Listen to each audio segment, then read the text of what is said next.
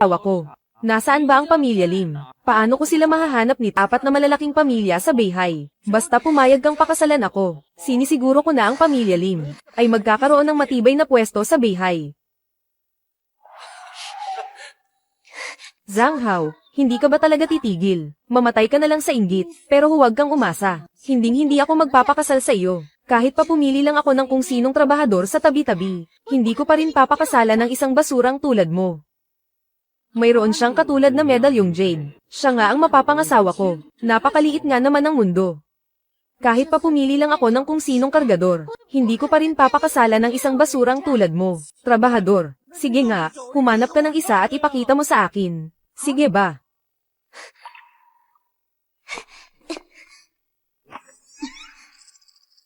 Ito ang boyfriend ko. Ganyan ba talaga ka-liberated ang mga tao sa lungsod? Isang hamak na kargador lang. Naglalakas loob na agawin ang babae ko. Bitawan mo siya agad. Kundi, papatayin kita. Saang mata mo nakitang kargador ako? Ako ay isang Taoist priest mula sa bundok Longho. Ngayon lang tayo nagkita. Ganito agad. Hindi ba masyadong mabilis? Gusto mo talagang mamatay, kailangan kitang turuan ng leksyon ngayon. Mga tauhan, pumarito kayo. Kapag hindi kita napatay ngayon, hindi na Zhang ang apelyido ko. Zhang Hao, sumusobra ka na talaga. Ginagamit mo lang ang kapangyarihan ng pamilya mo, para mang-api ng iba kung saan-saan. Gusto mong baliin ang binti ko, pinapayuhan kita, mag-alala ka muna para sa sarili mo. Buwisit na Taoist, naglakas loob ka pang saktan ako, hehe. Kung yan talaga ang hiling mo, pagbibigyan kita.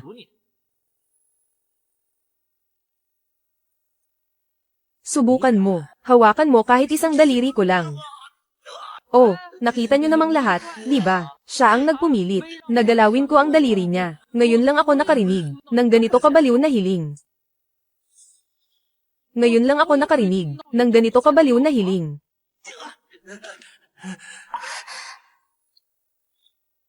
Sinaktan mo talaga ako. Ano pang tinatanga-tanga nyo riyan? Hindi nyo ba nakitang binugbog ako? Sugod. Atake. Para kayong langgam na gustong magpabagsak ng puno. Masyado kayong mayabang sa sarili nyo. Paano nangyari to? Paano ka naging ganyan kalakas?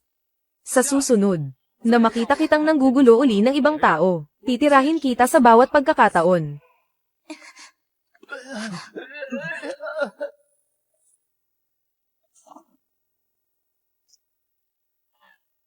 Young Master Zhang. Kinuha niya ang sasakyan natin. Hindi lang yun.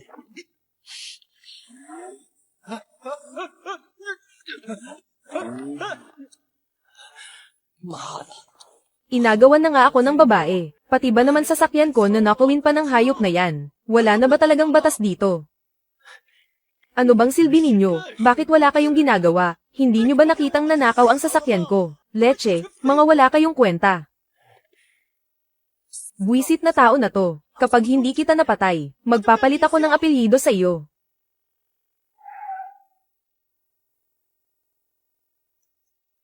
Ano?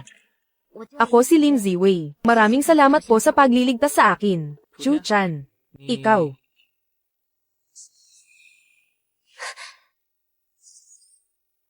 Anong ginagawa mo, Binibining Lim? Tuwing meron ka ba? Sobrang sakit at hindi mo matiis ang puson mo, at madalas hindi regular ang dalaw mo. Paano mo nalaman?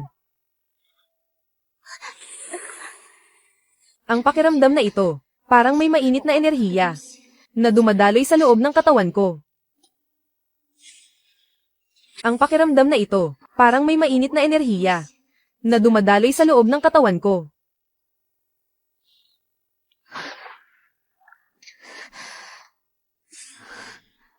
Binibining Lim, kumusta na ang pakiramdam mo ngayon?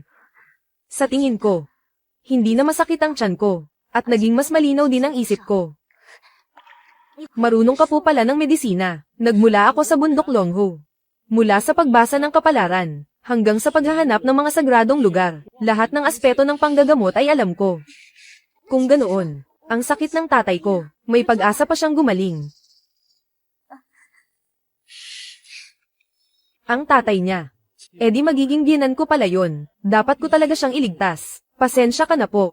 Masyado lang akong nagmamadali kanina. May malubhang sakit ang tatay ko at hindi makabangon. Nakikiusap po ako, Chu-chan. Tulungan mo po siyang iligtas. Mahal. Ay, mali.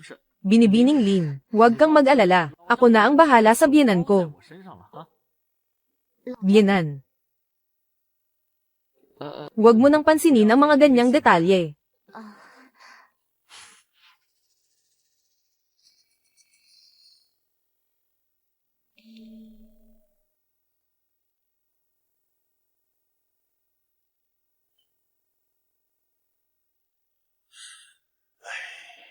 Dr. Lee, Dr. Wang, ang tatay ko po, may pag-asa pa ba siyang mabuhay? May pag-asa pa po ba siyang mailigtas? Ginoong Lim, ilang dekada na akong nanggagamot, ngunit ngayon lang ako nakakita ng ganitong kakaibang sakit, wala na po talaga kaming magagawa. Ginoong Lim, bilang na ang mga araw ng ama niyo. Tanggapin niyo na po ang katotohanan. Matandang hakluban, huwag mo akong sisihin kung maging malupit man ako. Ikaw ang kusang nag-ampon sa akin noon. Tapos wala ka palang balak bigyan ako ng mana. Wala na akong ibang paraan kundi gawin ito. Huwag kang mag-alala. Ang anak mong babae ay susunod na rin. Para samahan ka sa kabilang buhay. Kuya. Nagdala ako ng isang mahusay na manggagamot. May lunas na ang sakit ni tatay. Siya ang mahusay na manggagamot. Gulanit ang suot niya. Mukhang pulubi lang. Ziwei. Huwag kang pauto sa probinsya nung ito. Kuya, tunay siyang henyo. Isang hamak na taga-bukid. Ano ang alam niyan sa medisina? Napakabilis talagang mauto ng kapatid ko. Hindi mo ako maloloko. Lumayas ka na rito agad. Sigurado ka bang gusto mo akong paalisin? Kapag umalis ako, wala nang makakapagligtas sa tatay mo. Papaalisin mo ba talaga ako? Binibining Lim. Kami ni kapatid na Wang ay sabay. Mga tanyag at kilalang doktor. Kahit kami ay walang magawa. Paano pa kaya ang isang manlolokong walang alam na gaya nito? Tama ang sinabi ni kapatid na Lee. Ikaw na bata ka na wala pang ang gatas sa labi. Alam mo ba talaga ang sining ng medisina? Bago pa kami mawalan ng pasensya, lumayas ka na rito agad. Para hindi ka na makaranas pa ng sakit ng katawan. Kung wala akong alam sa medisina, wala na sigurong may alam nito sa buong mundo. Kung wala akong alam sa medisina, wala na sigurong may alam nito sa buong mundo. Nakakatawa, sabi mo may alam ka. Sige nga, sabihin mo. Ano ang sakit na nararamdaman ko? HMP. Namumula ang paligid ng iyong mga mata. Namumuti na rin ang iyong buhok. Tumatanda ka na bago ang panahon mo. Malinaw na kulang ka sa likas na enerhiya. Gabi-gabi pagsapit ng hating gabi, palagi mong nararamdaman ang tila hinihiwang sakit sa iyong puso. Tama ba ang sinabi ko? Kalokohan, napakalakas pa ng katawan ko. Kaya ko pang umakyat sa 10 palapag ng hindi hinihingal. Naku po. Iyan ay huling liwanag na lamang, ng isang taong malapit ng mamatay. Ganoon ba? Sige nga, sabihin mo. Gaano pa ako katagal mabubuhay? 3. Sinasabi mong mabubuhay pa ako ng 3 taon. Isa ka talagang huwad na manggagamot. 2. Sinasabi mong mamamatay na ako ngayon. Kung hindi ako mamatay ngayon, papatayin kita.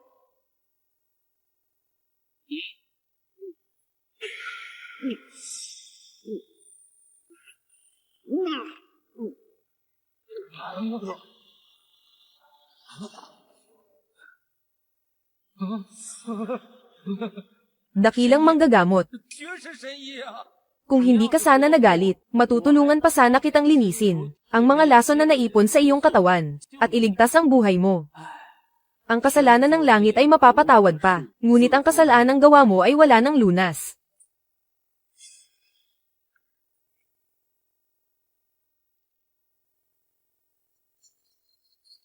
Ngayon, kailangan ko pa bang patunayan ang galing ko sa medisina? Mahusay na manggagamot. Maaari niyo po ba akong suriin muli? Mayroon din po bang mali sa katawan ko? Hindi naman siguro ako mamamatay sa loob ng 3 segundo, di ba? Wala kang malalang sakit. Mahina lang ang iyong enerhiya sa bato, at maaga kang nawawalan ng lakas. Hay! Matagal ka ng baog at hindi makatayo, tama. Ano? HMP, PWE.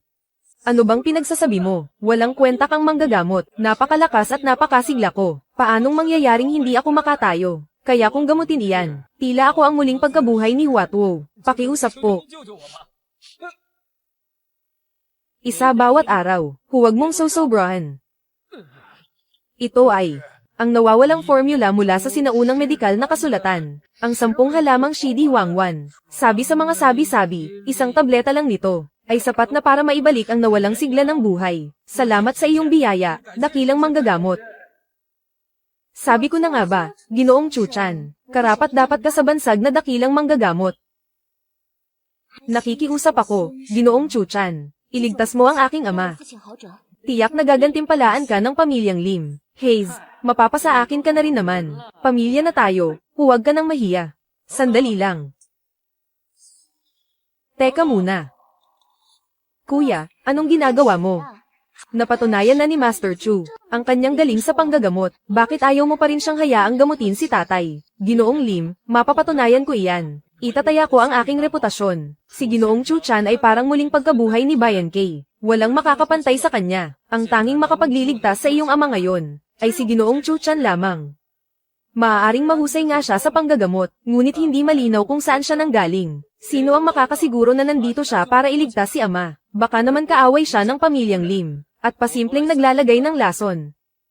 Ang pagkatao ni Ginoong Chu Chan ay medyo kainahinala nga.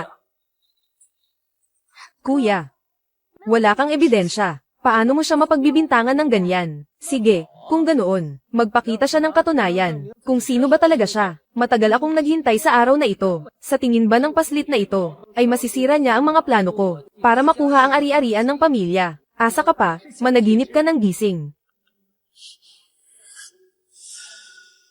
Ito ay ang aking guro at ang iyong ama ay matalik na magkaibigan sa loob ng maraming taon. Noon, pumili sila ng 2 piraso ng hiyas na pangtaboy malas bilang tanda para itakda ang kasunduan sa kasal namin ng iyong kapatid. Hindi ko alam kung sapat na ba itong patunay ng aking pagkatao.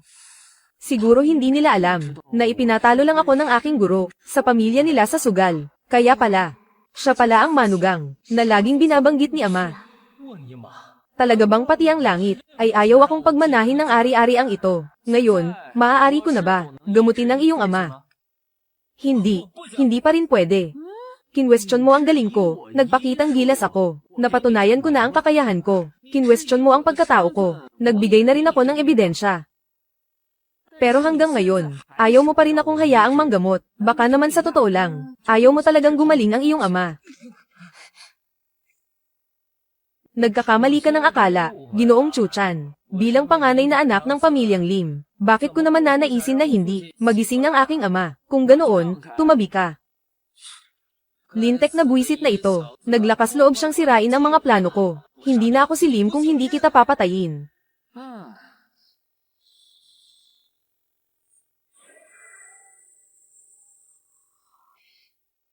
Ginoong Chu Chan, gagaling pa ba ang tatay ko? Alisin mo ang pagdududa. Kayang-kaya ko yan. Nagawa ko na. Madali lang to, sisiw lang.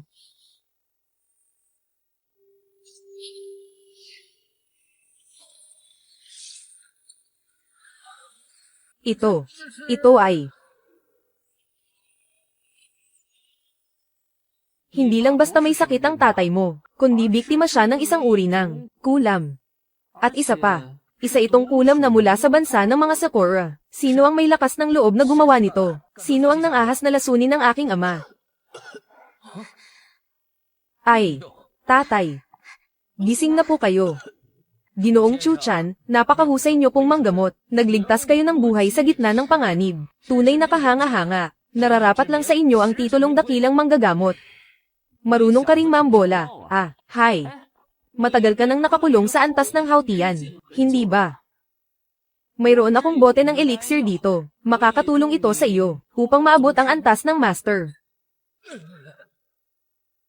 Maraming salamat po, guro. Ay, hindi na kailangan. Sino ba ang guro mo? Kahit ano pa ang isipin nyo, kayo na ang kinikilala kong guro. Nandito ang guro. Tanggapin niyo po ang paggalang ng inyong alagad. Ako, hindi pa ako pumapayag. Huwag mo akong pilitin. Guro. Tumahimik ka. Opo, guro. Ako. Nasaan ba ako? Lintik na Chu Chan na yan. Sinira niya ang mga plano ko. Papatayin talaga kita. Tatay, gising na po kayo. Nakulam po kayo. Kaya nawalan kayo ng malay. Salamat na lang kay Ginoong Chuchan. Siya ang nagligtas sa inyo. Alagad pala siya ng matalik kong kaibigan. Si Chonggyu daw rin ay may taglay na kapangyarihan. Ang kanyang alagad ay hindi rin karaniwan. Maraming salamat, Irob, sa pagliligtas sa buhay ko. Ang pamilyang Lim dito sa Beihai, kahit hindi mapantayan ang 4 na malalaking angkan, mayroon kaming yaman na mahigit 10 bilyon. Maaari mo nang manahin ang lahat ng yamang ito. Bilang tanda ng aking pasasalamat. Tatay, lahat yan ay ari-arian ng pamilyang Lim. Ibibigay mo lang lahat sa kanya. Paano naman ako, lapastangan? Kung hindi mo kayang tumano ng utang na loob, mas masahol ka pa sa hayop. Nagawa kong magsimula sa wala noon.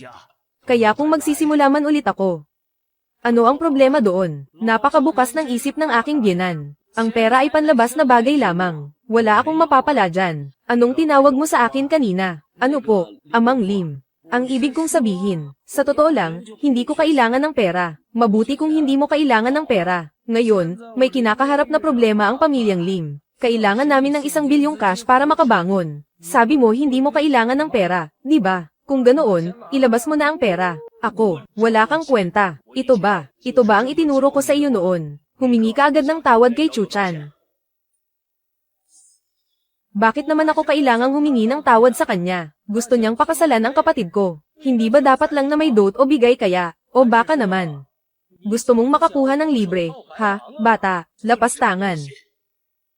Tatay, anong ginagawa nyo? Pinalaki namin si Lim Ziwei ng maayos. Anong masama kung humingi ng dote? Chuchan, sinasabi ko sa iyo, ngayon, kailangan mong maglabas ng dote, gusto mo man o hindi. Tungkol doon, hindi naman talaga ako nagkukulang. Suwail na anak. Gusto mo ba akong patayin sa galit? Ang pamilyang Lim ay nagpapakasal ng anak, hindi nagtitinda ng anak, kahit na ampon ka lang. Itinuring kita bilang tunay na anak. Kapag naglakas loob ka pang banggitin, ang tungkol sa dote, mula ngayon, ang ugnayan nating mag-ama, ay tapos na. Para lang sa lalaking ito, itatakwil nyo na ako. Dapat alam mo ang ugali ko, kung ganyan ang laro nyo.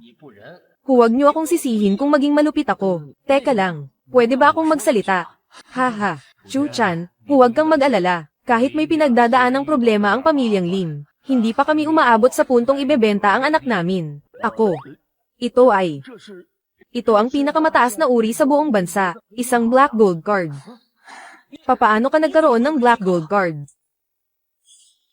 Hindi ba normal na? Itim na bank card lang ito. Wala ba tayong ganito? Hindi. Ang kulay ng sa atin ay itim lang. Pero ang black gold card na ito, para lang sa mga taong may higit 10 bilyong cash. Doon lang pwedeng magkaroon nito. Hindi hihigit sa 5 ang ganyan sa buong bansa. Ikaw. Sobrang yaman mo pala talaga. Hindi ko rin alam. Ibinigay lang ito sa akin ng master ko. Noong pababa na ako ng bundok, alam nyo naman, hindi ko naman kailangan ng pera doon sa bundok. Kung kailangan nyo, kunin nyo na. Hindi maaari, pera mo iyan. Hindi namin matatanggap iyan. Tama ang sinabi ni Ziwei. Kahit gaano ka pa kay Aman, pera mo iyan. At saka ang pamilyang Lim, hindi pa naman kami sagad sa hirap. Kung kakailanganin man, lalapit ako sa iyo. Itago mo muna ang card na iyan. Sige po, kung may kailangan kayo. Tawagin niyo lang ako agad. Chuchan, pumunta ka rito. Para to pa rin ang kasunduan sa kasal, di ba? Nakita mo na rin ang anak ko. Hindi ko alam kung handa ko ako. Mabuti kung handa ka. Ziwei, ikaw naman, handa ka bang pakasalan si Chuchan? Ito, ano na ang gagawin natin? Sino ang may sabing magtipid ka? Bumili ka lang ng pinakamura kong kulam na lumalamon ng kaluluwa. Kung hindi dahil sa akin, matagal ka nang namatay sa sarili mong lason. Ang taong nakasira ng kulam ko, ay malamang na isang grandmaster ang antas. Para tapatan ang mga langgam na iyon, may 100 pa akong paraan. Talaga ba, Master? Sa pagkakataong ito, bibilhin ko na ang pinakamalakas ninyong lason. Bibigyan kita ng 200 milyon. Tulungan mo akong patayin ang 2 munting mahal na iyan. Ngunit, ang lalaking iyon ay may hawak na black gold card. Mula sa bangko ng Great Sia. Hindi ordinaryo ang pagkatao niya. Hindi ordinaryo. Sa harap ng mga insekto ko, pantay-pantay ang lahat ng nilalang. Pero bago tayo kumilos, kailangan mo munang magpaalam sa mga Diyos. Ito ang patakaran ng mga Anyoji. Sa aming bansang Sakura, dapat lang.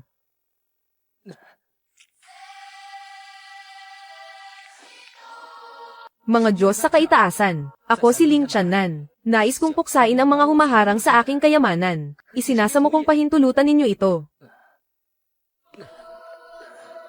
Master, ano ang sagot ng mga Diyos?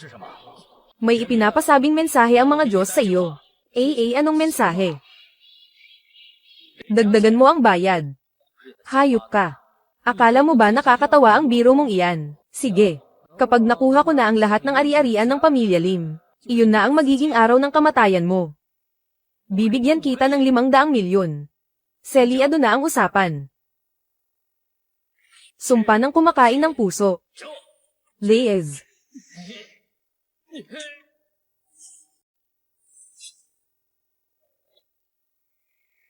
Sumpa ng kumakain ng puso, ang taong nagtanim ng kulam, ay hindi talaga nakatiis at kumilos na naman. Hindi ito maganda, nasa panganib si Ziwei.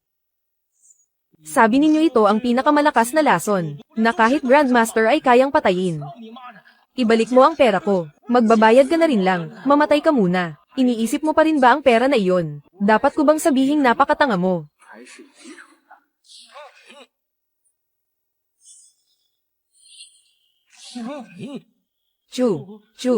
Chu-chan, paano ka nakarating dito? Kahit may harang pa na 100 pader, hindi nito mapipigilan ang amoy ninyo. Ang baho ng hininga ng mga pesteng tulad nyo, masangsang pa sa amoy ng surut.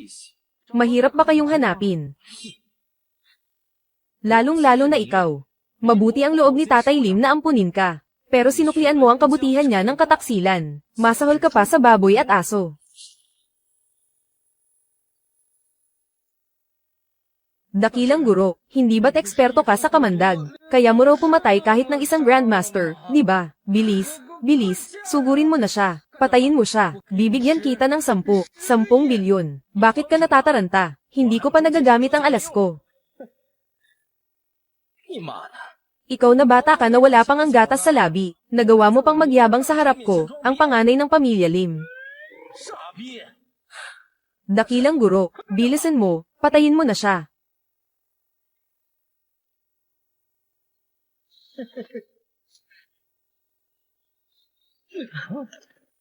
Senyor, nagkamali ako, patawarin niyo po ako. Kahit magkano ang hingin mo, ibibigay ko. Magkano ba ang gusto mo, ibibigay ko lahat. Dadadakilang guro.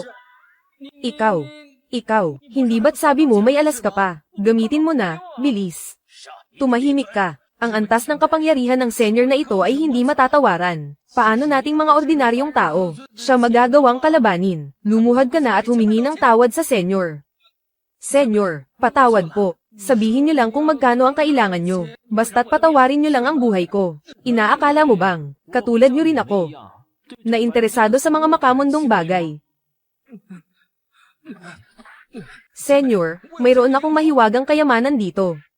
Ito ang lingzi na 10,000 taon na. Isa itong pambihirang kayamanan mula sa kalikasan para sa inyo. Nagmamakaawa ako, patawarin niyo ang buhay ko.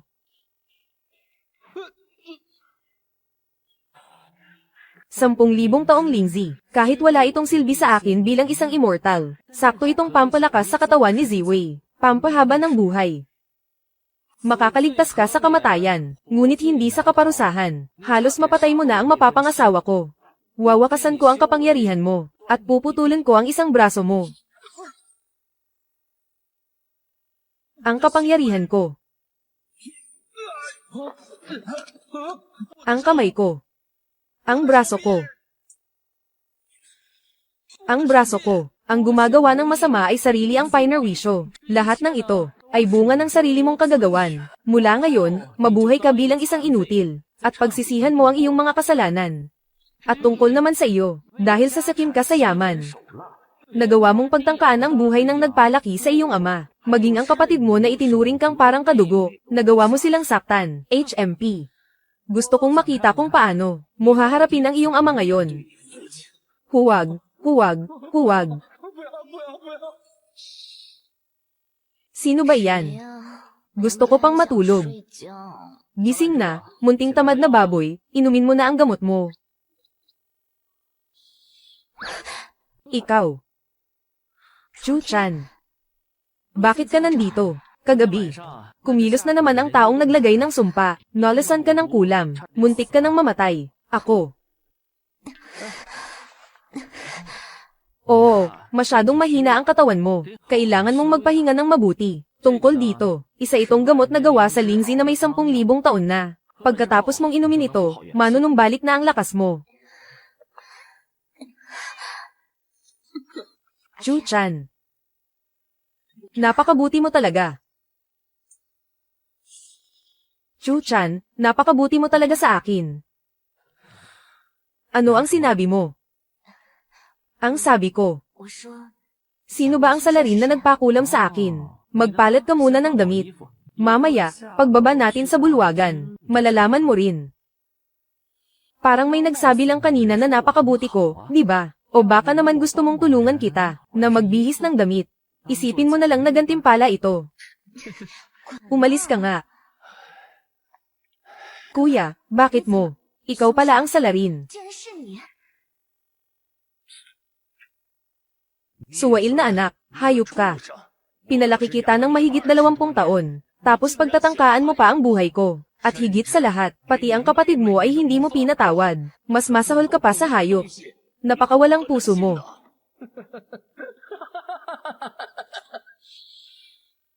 Ako pa ang walang puso. Oo. Inampun mo nga ako. At lagi mong sinasabi na itinuturing mo akong tunay na anak, pero ang lahat ng ari-arian mo ay ibibigay mo lang kay Lim Ziwei. Pati na sa estrangherong ito, mas mabuti pa ang trato mo kaysa sa akin. Sino ba talaga sa atin ang walang puso? Ako. Hindi ba't nag-iwan ako sa iyo ng 1 bilyon? Hindi ba sapat ang 1 bilyong ibinigay ko? Ang pamilyang Lim ay nagkakahalaga ng 10 bilyon, tapos 1 bilyon lang ang ibibigay mo. Ano to? Limos sa pulubi. Dahil ayaw mong ibigay ng kusa, kukunin ko ito ng pilit. Kuya, ano bang nangyayari sa iyo? Dati naman, hindi ka naman ganyan. Lim Channan. Nagsisisi talaga ako. Nagpalaki pala ako ng isang ahas sa aking dibdib. Mula sa araw na ito, tapos na ang ugnayan nating mag-ama. Mga tauhan. Palayasin ang hayop na ito sa pamamahay ko.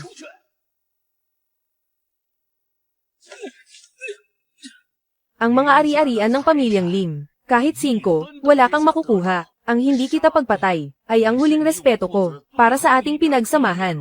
Lim Gokjun, humanda ka sa akin.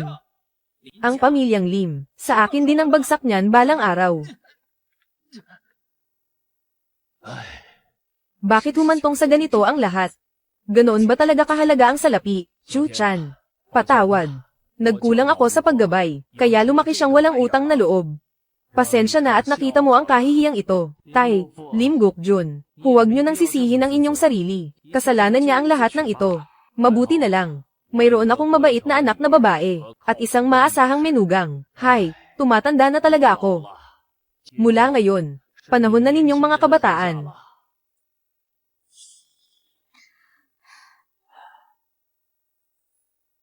Kay ganda ng sikat ng araw, tamang-tama ang panahon, para matulog ng magkasama. Sino ba ang gustong makatabi ka sa pagtulog? Ang iyong pinakamamahal na mapapangasawa, hindi pa rin ba pwede?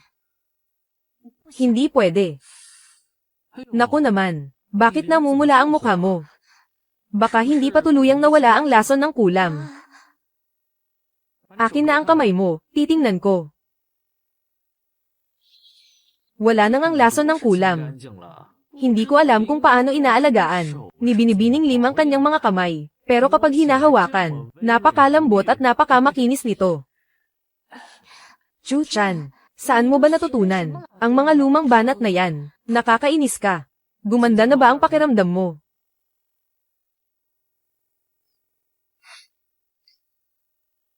Loko ka talaga.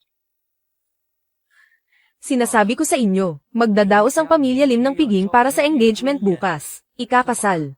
Si Lim Ziwei sa isang probinsya nung cute na yun. Siya kaya ang babaeng napili ko.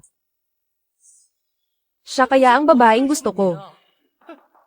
Tay, bakit hindi ka nagsasalita dyan? Ikaw na bata ka, hindi ka ba makapaghintay ng mahinahon? Sa loob ba ng utak mo, puro babae lang ang laman? Ang pamilya Zhang natin, kabibili lang ng bilyon-bilyong halaga ng paninda mula sa mga Lim. Hindi mo ba naisip kung anong gagawin natin? Tatay, tatay, tatay. Ano ba dapat ang gawin natin? Ikaw, hindi mo ba pwedeng gamitin ang utak mo at mag-isip ng mabuti? Paano mo mamamana ang pwesto ko sa hinaharap? Mabuti na lang at nakahanda na ako. Nag-imbita ako ng isang eksperto para tumulong. Dr. Wang, sa account mo, naglipat na ako ng 300 milyon. Gusto kong tulungan mo ang anak ko na ligpisin ang isang tao. Base sa paglalarawan ni Ginoong Zhang. Ang taong kayang tumalo ng mabilisan. Sa lahat ng mga CNTian bodyguard, ang antas ng kapangyarihan niyan ay hanggang Grandmaster level lang. Samantalang ako, kamakailan lang, ay nakasipsip ng CNTian Yuan Yang. At sa isang iglap, nalampasan ko na ang rurok ng Grandmaster level. Ang antas na ito ay sapat na para maghari sa mundo. Kaya ang pagligpit sa isang paslit na yan, ay napakamani na lang sa akin. Magaling, Dr. Wang. Kapag natapos na ang trabaho, ang natitirang 300 milyon, ay ililipat ko sa account mo gaya ng napagkasunduan. Sige. Gusto ko ang pakikipagtulungan sa mga taong mabilis kausap. Kayong probinsya nung hampas lupa. Ang lakas ng loob mong agawan ako ng babae. Tingnan natin kung makakaligtas ka pa ngayon.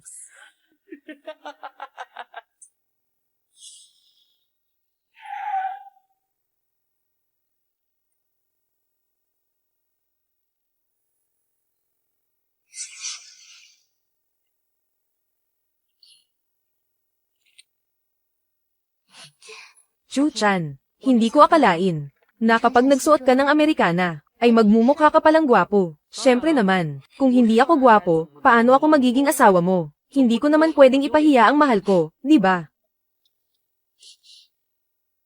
Ito na ba? Ang mapapangasawa ng pamilya Lim. Tunay ng bagay na bagay silang dalawa. Matagal ko nang nabalitaan na ang manugang ng mga Lim ay hindi lang kagalang-galang ang itsura, kundi eksperto rin sa panggagamot. Ngayong nakita na kita, totoo nga ang mga sabi-sabi. Ziwei, lalo kang gumaganda sa paningin ko. Sobra naman ang papuri nyo, Tito Lee. Kamakailan lang, ang pamilya Lee namin ay may proyektong pang-export trade. Ang kabuoang puhunan ay lagpas 100 milyon. Siguradong kita rito at walang lugi. Hindi ko alam kung ikaw, Irog, ay interesado rito. Gusto mo bang makipagtulungan? Nako, napakagandang balita niyan. Eksakto, dahil nitong mga nakaraang araw, ay wala pa akong mahanap na tamang investment. Sabi ko na nga ba, ang tao talaga ay parang mga hayop na sama-sama lang kung nasaan ang grasya. Naalala ko noong araw, bilang isa sa 4 na malalaking pamilya sa Beihai, ang pamilya Lee, ay deadma lang at halos hindi kami pinapansin. Pero ngayon, sila pa ang nakikiusap, na gustong makipagtulungan sa amin. Hay nako, masyadong magulo ang mundo, ngunit hanggat kalmado ang ating kalooban, hindi tayo matitinag ng mga nakapaligid sa atin. Balewala lang ang mga bagay na ito. Ay, tama na nga iyan. Bakit ba ang dami mong sinasabing kung ano-ano? Tara na, oras na para umakyat tayo sa entablado para magsalita. Mga kaibigan, maraming salamat sa inyong lahat sa pagbibigay pugay sa akin kay Lim Gokjun. Ang araw na ito ay para sa aking anak at manugang. Ito ang kanilang engagement party. Magsaya tayong lahat. Magkano ba ang halaga ng mukha mo? Alis na, bilisan nyo. Nandito na si Zhang Hao. Zhang Hao, anong ginagawa mo rito? Ikaw na hampas lupa ka. Sinabi ko na sa iyo noon. Nababalik ako balang araw para mag-higanti. Ang lakas ng loob mong agawin ang babae ko. Ngayong araw, tatapusin ko na ang walang kwenta mong buhay. Ang pamilya Zhang, kung sa bagay, ay ang namumuna sa 4 na malalaking pamilya sa Beihai. Hawak nila ang lahat, maging legal o ilegal. Itong pamilya Lim, nang binangga nila ang pamilya Zhang. Sa tingin ko, tapos na ang maliligayang araw nila. Ang manugang ng pamilya Lim, gaano man siya kahusay sa panggagamot, hindi pa rin siya uubra. Sa pamilya Zhang, dahil isa silang dambuhalang kalaban, mukhang kailangan na nating putulin ang lahat ng koneksyon. Sa pamilya Lim.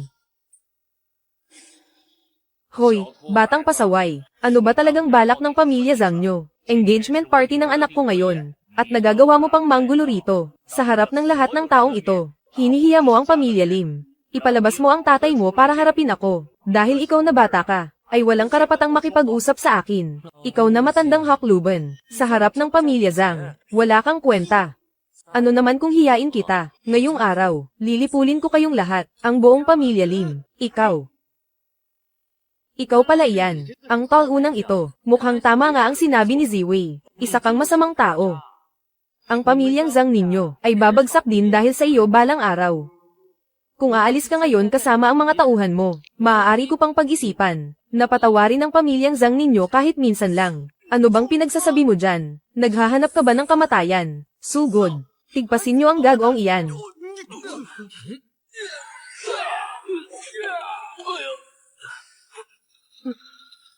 Nakalimutan kong sabihin sa iyo, bukod sa pagiging bihasa sa medisina, marunong din ako ng bahagya sa pakikipaglaban. Akala mo ba porke alam mo ang martial arts, ay may silbi na iyan?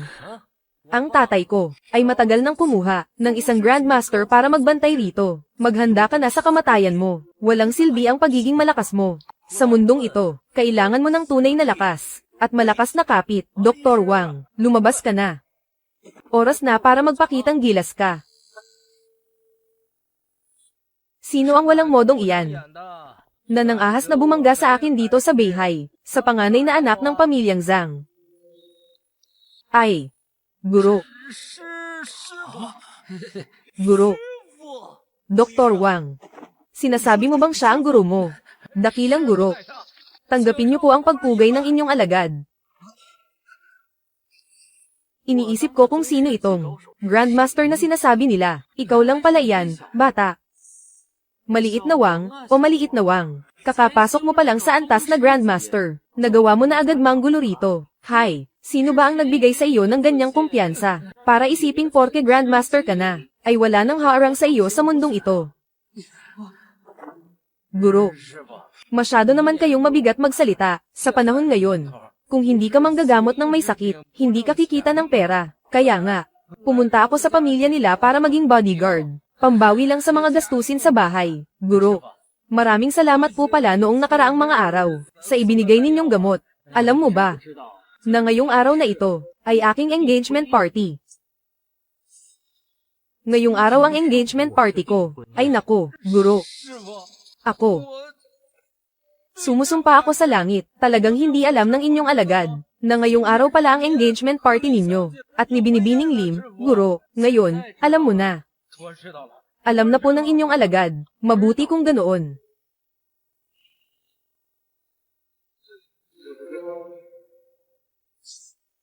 Magbigay ka na lang ng regalo para sa kasal ko, nararapat lang po.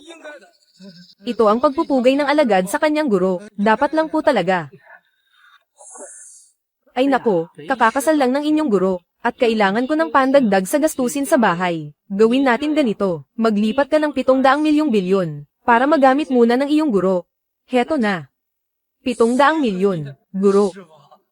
Sa trabahong ito, 600 milyon lang ang kinita ko, ikaw naman. Itong 700 milyong ito, ayaw mong magbigay ng galang. Ako ang magbibigay, ako ang magbibigay. Ang paggalang ng estudyante sa kanyang master, ay nararapat lamang. Nagpakahirap akong mag-ipon ng kaunting barya. Sa huli, ako pa ang kailangang maglabas ng pera. Anong kamalasan ito? Dr. Wang, basta't napatay mo si Chu Chan, bibigyan ka pa ng pamilya Zhang ng 700 milyon. Patayin, patayin, patayin. Papatayin kita. Patayin, patayin, patayin. Gusto mo ba akong magtaksil sa sarili kong master? Ako. Bilisan mo, pumunta ka roon. Humingi ka ng tawad sa master ko. Pinapapunta mo ang isang tulad ko, ang panganay na anak ng mga Zhang, para humingi ng tawad sa hampas lupang iyan. Ikaw, ang panganay ng pamilya Zhang. Wala kang kwenta. Bilisan mo at humingi ka ng tawad sa master ko. Kung hindi, ang isa mo pang isang binti ay babaliin ko rin. Tatawag ako ng pulis. Magrereklamo ako sa pulis. Tingnan natin kung ano ang mas mabilis. Ang pulis o ang pagkabali ng binti mo. Huwag, huwag, huwag. Teka lang, teka lang. Hihingi na ako ng tawad. Sorry na po. Chu Chan. Hindi, Kuya Chu. Ako, maling-mali ako sa pagmamaliit sa inyo. Nagmamakaawa ako sa inyo. Parang awa nyo na, palayain nyo ang asong ito. Nagmamakaawa ako, parang awa nyo na. Anong saysay ng sorry lang, walang katapatan. Ganito na lang, ako na, kahit labag sa loob ko. ay tatanggapin na lang ang 700 milyong pambayad sala mo. Kuya Chu. Ayaw na yata niya ng binti niya. Huwag, huwag, huwag. Magbabayad ako, magbabayad ako. Ilabas ang QR code para sa bayad.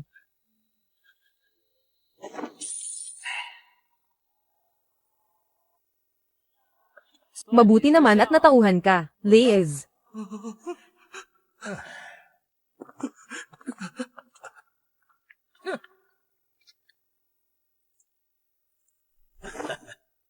Congratulations sa Pamilya Lim. Nakahanap kayo ng napakahusay na manugang. Ginoong Chu.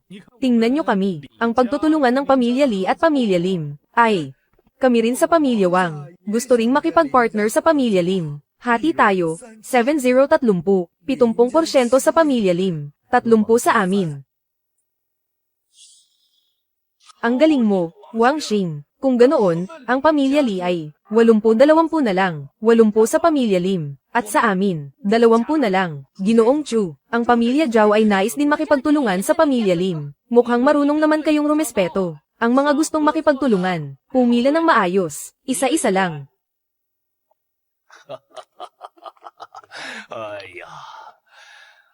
Chan, sa pagkakataong ito, utang namin ang lahat sa iyo. Ang Pamilyang Lim ay sa wakas, nakakuha ng bilyon-bilyong halaga ng kooperasyon. Sa buong buhay ko, ang pinakatamang desisyon na ginawa ko ay ang ipakasal ang anak ko sa iyo. Alam kong aalagaan mo si Ziwei, at kapag nagkaanak na kayo, ako ay kontento na. Tatay, ano ba ang pinagsasabi nyo? Kakasal pa lang natin, anak agad ang iniisip nyo. Tay, huwag kayong mag-alala, tungkol sa bagay na iyan, bibilisan ko talaga. Pati ba naman ikaw, Naki, ayon sa kalokohan ni tatay? Lakas ng loob mong agawin ang babae ko. At pinilit mo pa akong lumuhad sa harap ng madla. Mula pagkabata, hindi pa ako nakaranas ng ganitong kahihiyan. Anong nangyayari? Mamatay ka na. Mamatay ka na. Mag-ingat ka. Naghahanap ka ng kamatayan. Sige, sige, sige. Ang galing nyo, Pamilyang Zhang. Binibigyan na kayo ng mukha, ayaw nyo pang...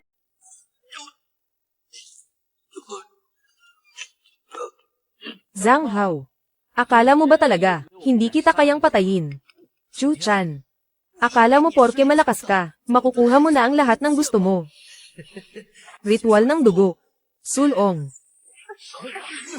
Ziwei. Anong nangyari sa iyo? Ritual ng dugo.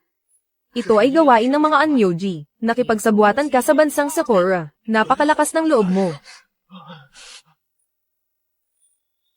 Napakalakas ng loob mo. Chu Chan. Ang babaeng hindi mapapasakin, ay hindi mo rin makukuha. Dahil tinamaan siya ng ritual ng dugo, sa loob ng 3 araw, ang kaluluwa ni Lim Ziwei ay lalamunin ng masasamang espiritu. Siguradong kamatayan ito. Imbes na handaan ng kasal, iburol mo na lang siya. Traidor na aso. Mamatay ka. Pamilyang Zhang, kapag hindi ko nilipol ang buong angkan nyo, hindi na ako magpapakatao. Chan, tingnan mo agad kung anong nangyayari kay Ziwei. Ang masamang espiritu mula sa ritual ng dugo ay kasalukuyang winawasak ang mga organo ni Ziwei. Kahit mapigilan ko ito ng panandalian, sa ganitong sitwasyon, kung magpapatuloy ito, 7 araw na lang ang itatagal ni Ziwei. 7 araw na lang. 7 araw. Mahal. Parang malapit na akong mamatay. Pasensya na. Mukhang hindi na matutuloy ang pagsasama natin sa ating piging ng kasal. Chan. Ang ating kasunduan sa kasal. Iwal ang bisa na lang natin. Ziwei. Huwag kang mag-alala. Hindi kita hahayaang mamatay, mahal. Nagdesisyon na ako, kahit ang mga Diyos ay hindi ako mapipigilan.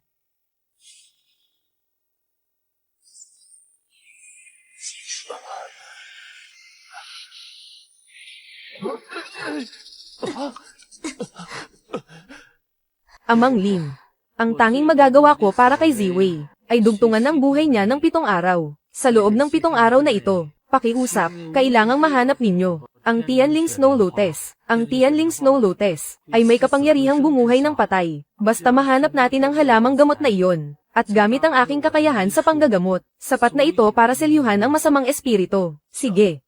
Tinitiyak ko sa iyo, gagamitin ko ang lahat ng aking makakaya, anuman ang maging kapalit, para mahanap ang Tianling Snow Lotus. Ngayon, oras na para lipunin ang mga pesteng iyan. Pagkatapos ng gabing ito, sa Beihai, wala ng pamilya Zhang na matitira. Master Sato, ang mabahong dawes na ang apelyido ay Chu. Narinig ko, na kaya niya raw puksain kahit ang mga sumpa. Kayo po ba, ay talagang may paraan para talunin siya? Anong ibig mong sabihin? Minamaliit mo ba ang ikasampung henerasyon ng pamilya Sato? Ang mga tanyag na Anmyoji? Hindi po, Master Sato. Paano ko po kayo magagawang pagdudahan? Ang batang iyon na Chu. Pinutulan niya ng braso ang aking kapatid sa pag-aaral. Lalasonan ko siya hanggang sa mamatay, para protektahan ang dangal ng pamilya Sato. Pagdating ng oras. Hehe. Ang lahat ng taong malapit sa kanya, ay lahat, isasama niya sa hukay.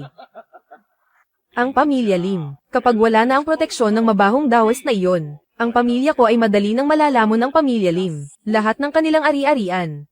Master Sato, sa oras na iyon, hahatiin ko sa inyo ang kalahati, bilang kabayaran. Uminom ka ng tsaa.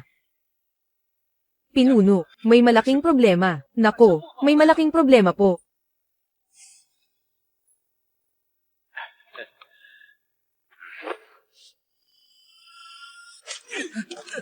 Bakit ka ba nagpapanik dyan? Hindi mo ba nakikita na kinakausap ko si Master Sato tungkol sa mahalagang bagay? Pinuno, talagang may malaking nangyari, ang batang Panginoon.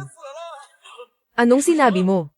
Sino ang may lakas ng loob na pumatay sa anak ko? Gagawin ko ang lahat para isama ang buong pamilya niya sa hukay ng anak ko. Isama sa hukay. Uunahin ko munang ang pamilya Zhang nyo, ang mabura sa Beihai. Chu. Siya si Chu Chan. Bilis, patayin niyo siya. Ikaw pala si Chu Chan, di ba? Alam mo ba kung anong kasalanan ang ginawa mo?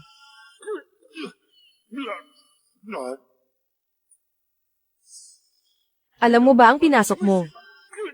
Wala akong oras para makipag-asaran sa inyo.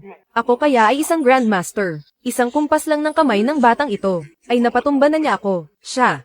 Ano ba talaga ang antas ng kapangyarihan niya? Pamilya Zhang, nakikipagsabuatan sa mga kaaway ng bansa. Nararapat lang sa inyo ang mamatay, para lang sa pera. Nagawa ninyong ipagkanulo ang dangal ng ating bayan. HMP, PWE, dangal ng bayan. Kapag pera na ang nakaharap, ang dangal ay parang utot lang, walang halaga. Noong naghahari Herian pa ako sa Beihai, ikaw napaslit ka. Hindi ka pa man din isinisilang. Naghahari Herian. Kung ganoon, uubusin ko ang pamilya Zhang ninyo. Sige. Doon ka na sa impyerno magsisi. Uubusin ang pamilya Zhang ko. Masyado ka pang hilaw. Kahit gaano pa kalakas ang kapangyarihan mo, lipas na ang panahon mo. Oh, talaga ba? Sige, subukan mong pabarilin sila sa akin. Napakayabang mo. Paputukin ang mga baril. Patayin siya. Ano, ito? Paano? Bakit tumigil ang lahat sa hangin? Para kayong palakas sa loob ng balon, walang alam. Mamatay na kayo. Ito. Kasalanan nyo iyan, ginasto nyo iyan. Pamilya Zhang. Ang krimen ninyo ay kamatayan. Patay na sila. Ituturing ko na itong paglilinis sa lungsod ng Beihai. Ngayon, ikaw naman ang isusunod ko. Chu Chan. Kahit gaano pa katindi ang lakas mo, o gaano man kagaling ang panggagamot mo, wala ring silbi, kung hindi mali ang pakiramdam ko. Si Zhang Hao, ay naglagay na ng sumpa ng dugong uhaw sa iyong mapapangasawa, na isagawa na ang ritual ng sumpa. Kapag tinamaan ng sumpang ito, sa loob ng 3 araw, tiyak na kamatayan ang sasapitin, tanging ang Celestial Snow Lotus lang, ang makakatanggal ng sumpa. Alam mo ba kung nasaan ang Celestial Snow Lotus? Ibigay mo sa akin ang gamit, at paliligtasin ko ang buhay mo. HMP, ibibigay sa iyo, managinip ka. Panoorin mo na lang gamit ang sarili mong mga mata, kung paano ang mahal mong babae ay magiging isang tumpok ng dagwang tubig. Naghahanap ka ng kamatayan.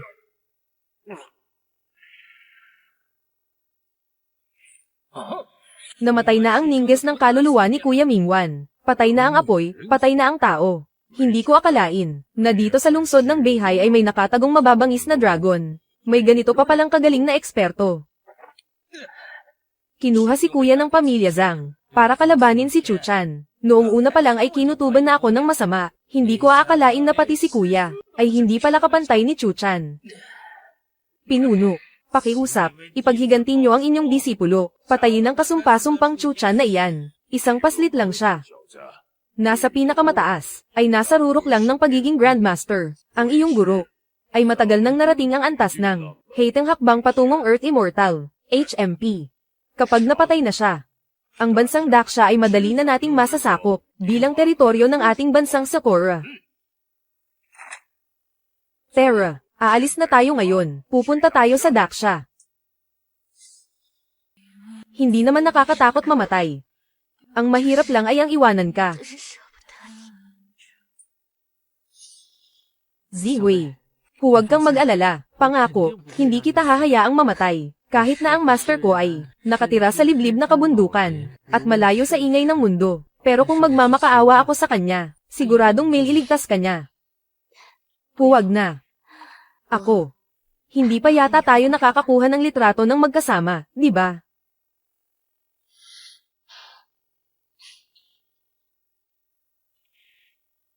Sana talaga ang oras ay huminto na lang sa sandaling ito.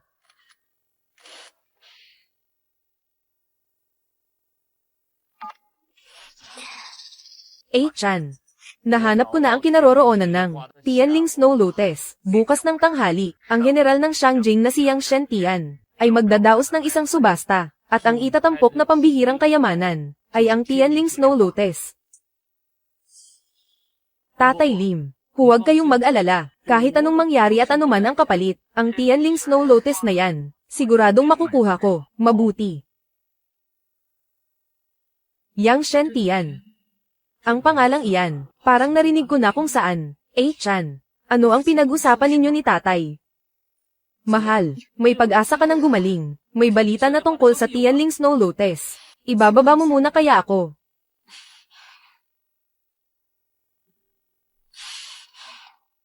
Bukas, pupunta tayo sa subasta, para bilhin ang Tianling Snow Lotus. Ang sumpa ng Blood Evil, ay mawawala na rin sa wakas. Pero,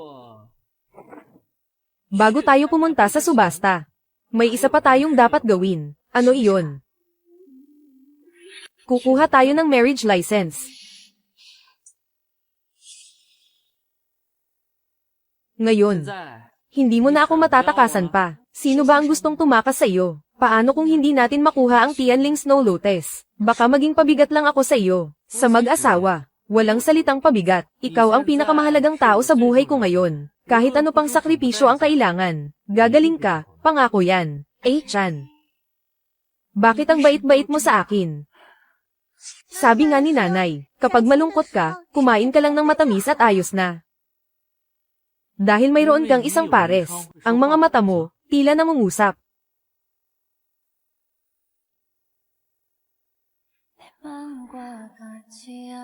Ito ay, hindi mo na ba matandaan? Sa bagay, napakagal na rin kasi ng panahong lumipas. May isang tao noon, isang napakahalagang tao sa akin ang nagsabi, na kapag malungkot ka, kumain ka ng candy, para gaman ang pakiramdam mo. Pero sa tingin ko, kahit masaya ka, pwede ka rin kumain ng candy, para lalong sumaya ang pakiramdam mo. Chu Chan, tama na yan. Huwag ka munang magpa-touch dyan. Marami pang pagkakataon para magdrama sa susunod. Nakakainis ka. Pupunta na tayo sa auction ngayon. Sino mang manggahas na hamarang sa gusto ko, papatayin ko.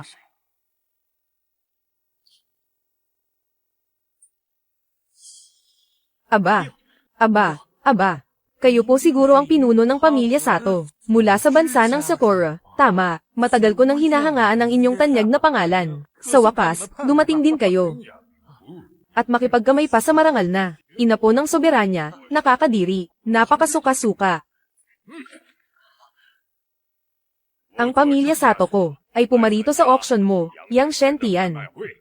Ito ay isa ng napakalaking pagbigay-pugay sa inyong mga taga-Daksha. Kaya kayong mga taga-Daksha, huwag kayong masyadong mayabang at baka hindi nyo magustuhan ang mangyayari. Syempre naman, Si Yang Shen ay tiyuhin ko. Para sa auction na ito, matagal ko nang naihanda para sa pinuno ng Sato. Ang mga espesyal na upuan para sa mga VIP. Kontento ako sa ipinapakita mong asal. Hey, mga hamak na taga-Daksha, walang pinagkaiba sa mga aso. Haze. Tigil, dyan lang kayo. Sa ganyang suot ninyong gasgasen, nangangahas kayong pumasok sa aming auction ng pamilya Yang. Leyes. Ano? Yung asong Sakura na yun, nakapasok, habang ako na taga-Daksha. Hindi pwedeng pumasok sa sarili naming teritoryo. Isa akong inapo ng soberanya. Kayong mga hamak na taga-Daksha, nangangahas na pagtawanan kami. Lapastangan. Sino ka sa akala mo? Para mang-insulto sa mga VIP ng aming auction sa pamilya Yang. Leyes na ngayon din. At baka mapatawad pa kita.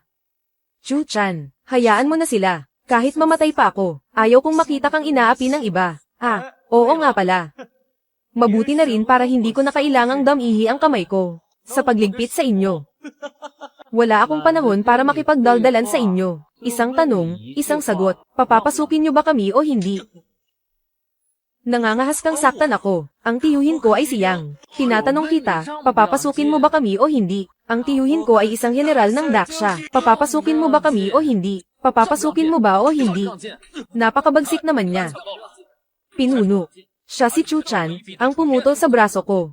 Ganyan ba talaga siya kabagsik palagi? Papapasukin mo ba o hindi? Teka. Sige na, pasok na. Amo. Pakiusap, pumasok na po kayo. Ito po ang VIP card para sa auction. Simula ngayon, kayo ay isa ng mahalagang panauhin sa auction ng pamilyang Yang. Dapat ganyan na lang sana kanina pa. Amo. Sa totoo lang, sa pangatlong sampal nyo pa lang, sumuko na ako. Kaya lang, tinamaan nyo ang bibig ko sa mga sumunod. Hindi na ako makapagsalita. Sa susunod, ayusin mo ang paningin mo. Sige na, asikasuhin mo na ang iba. Papasok muna kami. Pinunong Sato, kailangan nyo akong ipaghiganti. Para sa auction na ito, bibigyan ko kayo ng 30% diskwento. Ginoong Yang. Dahil sinabi mo yan, tiyak na tutulungan kita. Chu-chan, humanda ka sa akin. Ang lakas ng loob mong saktan ako. Tignan natin kung paano kita papatayin sa laro ko. Mga ginoo, mga ginang.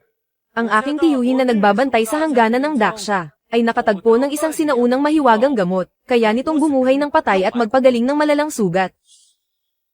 Yang Hai, mula ka sa pamilya ng mga general. Bakit ka nabugbog ng ganyan? Huwag na kayong tumawa. Sisimulan na natin ang auction. Ang 10,000 taon na Snow Lotus, nakakapagpabalik ng buhay at nagpapagaling ng laman at buto. Kaya nitong puksain ang lahat ng uri ng lason. Kung kakainin ito, hahaba ang iyong buhay. Sabi ko na nga ba, ang Snow Lotus na iyon. Basta mabili ko yan, mabubuhay na si Ling Ziwei. Ang panimulang presyo ay 1 bilyon. 10 bilyon, 15 bilyon, 50 bilyon, para sa isang bulok na lotus. Nagbid ng 50 bilyon. Seryoso ba to? Isang bulok na bulaklak lang pero kikita ng 50 bilyon. Grabe ang tubo. 50 bilyon, going once. 50 bilyon, going twice. Pinuno. Ang babae ni Chu-chan ay tinamaan ng sumpa ng dugong masama. Ang Snow Lotus na ito. Ang susi para matanggal ang sumpa. Hinding-hindi natin pwedeng hayaang makuha ito ni Chu-chan. Siyempre, kapag nakuha natin ang Snow Lotus, siguradong magagamit natin ito para takutin si Chu-chan. Mapipilitan siyang sumuko sa atin. Sa oras na iyon, wala nang makakapigil sa atin. Ang pagsakop ng mga taga-Sakura, 50 bilyon, and 3, sandali. HMP. Maglalabas ako ng 50 bilyon. At isang barya. Ha? 100 bilyon. Maglalabas ako ng 100 bilyon. At 1 piso. Bukod pa doon, magbibigay pa ako ng dagdag na 100 bilyon. Para sa hukbong Yang. Bilang pondo ng militar. Sold. Ginoong Sato. Sa inyo na ang Snow Lotus na ito. Teka lang. Hindi pa ako tapos magbid. Anong karapatan nyo para ideklara na sa kanya na ang bulaklak na iyan? Sa anong karapatan? Siyempre, dahil sa iyo, sinampal mo ako ng ilang beses. Kung sino ang sumampal sa akin. Tandang-tanda ko ng malinaw.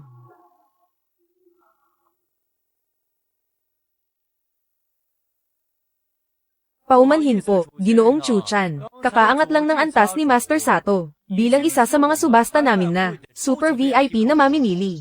Ayon sa patakaran, ang antas ng aking SVIP ay mas mataas kaysa sa iyong karaniwang gold card. Bukod pa roon, HM, sa bawat pagkakataon, lagi akong hihigit sa iyo ng 1 piso. Chu-chan, may araw ka rin.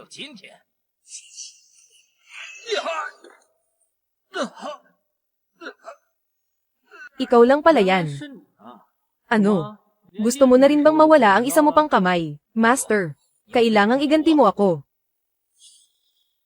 Ikaw, bilisin mo at i-upgrade ang card ko. Maging super VIP rin. At isa pa, kahit magkano pa ang ialok niya, lagi akong hihigit sa kanya ng 100 milyon. Ginoong Chu-chan. Pinahihirapan mo ako niyan. Mahirap ba? Kung mahirap, huwag na nating ituloy ang lahat. Ang lakas ng loob mo. Nang ahas kang manggulo rito sa subasta ng pamilya Yang. Sa tingin ko pa nga, nakikipagsabuatan ka sa bansang Sakura. Ngayon, kukunin ko na itong Celestial Snow Lotus na ito. Titingnan ko lang kung sinong mangangahas na hamarang sa akin. Batang paslit. Narating ko na ang rurok ng pagiging Great Grandmaster. Paano nangyari yun? Rurok ng Great Grandmaster kamo, ha?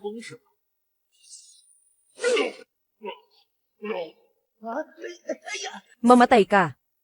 Patay na siya. Master, huwag kang magmadali. Susunod ka na agad sa kanya.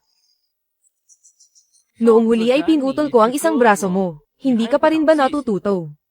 Pati ang isa mo pang braso, huwag mo nang asahan.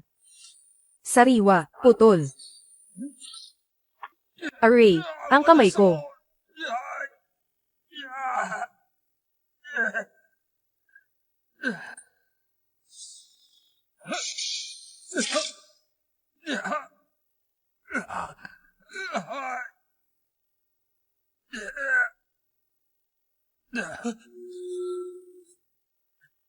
Amo, iyon na itong Celestial Snow Lotus. Para sa kapakanan ng gamot na ito. Maawa ka at patawarin mo na ang buhay ko. Liz.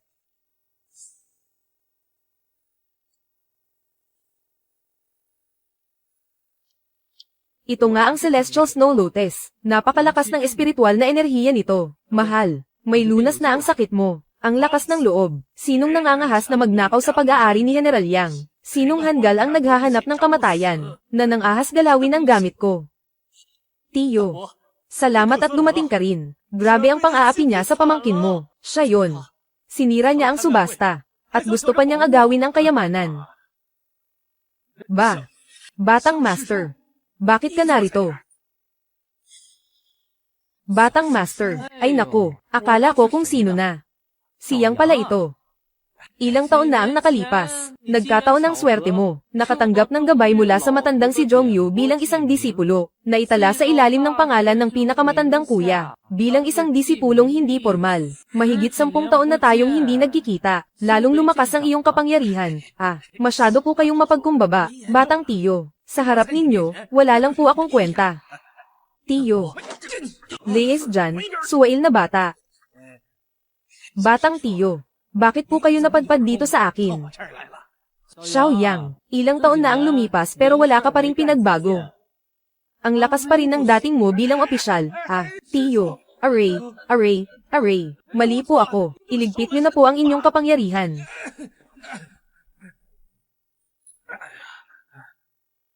Batang tiyo. Ito ay, siya ang iyong master. Bilis, Xiao Yang. Tawagin mo siyang master. Gusto kong marinig.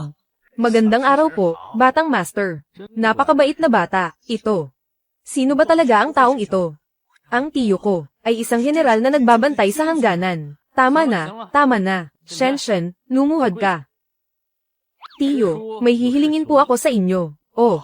Hihingi ng pabor pero kailangang paluhurin ang tao. May batas pa ba sa panahong ito?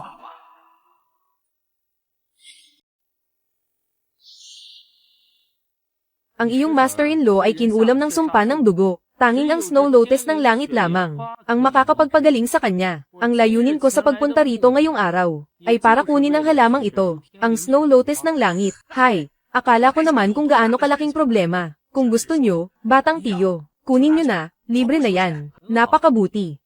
Tumayo ka na. Batang Tiyo, dahil tapos na ang usapang ito. Tungkol naman doon sa Grandmaster, huwag kang mag-alala.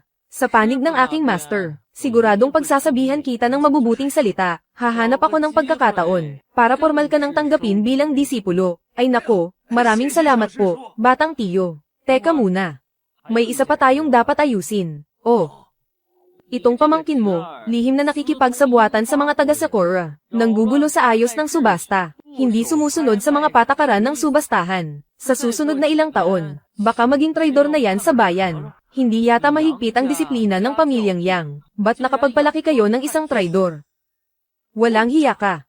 Ang mga ninuno ng pamilyang Yang ay nagtanggol sa bayan, puno ng katapatan at kagitingan ng buong angkan. Bakit lumabas ang isang traidor na tulad mo, Tiyo?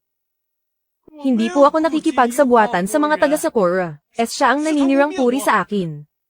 Ang ibig mo bang sabihin, ay nagsisinungaling itong si Batang Tiyo? Hindi po. Wala po akong sabuatan, wala po akong kasalanan, siya talaga yun. Kung hindi niya po ako unang sinaktan, hindi ko naman po gagawin na bilang ganti sa kanya, na ibenta ang Snow Lotus, sa mga taga-Sakura na yun. Magaling, napakagaling.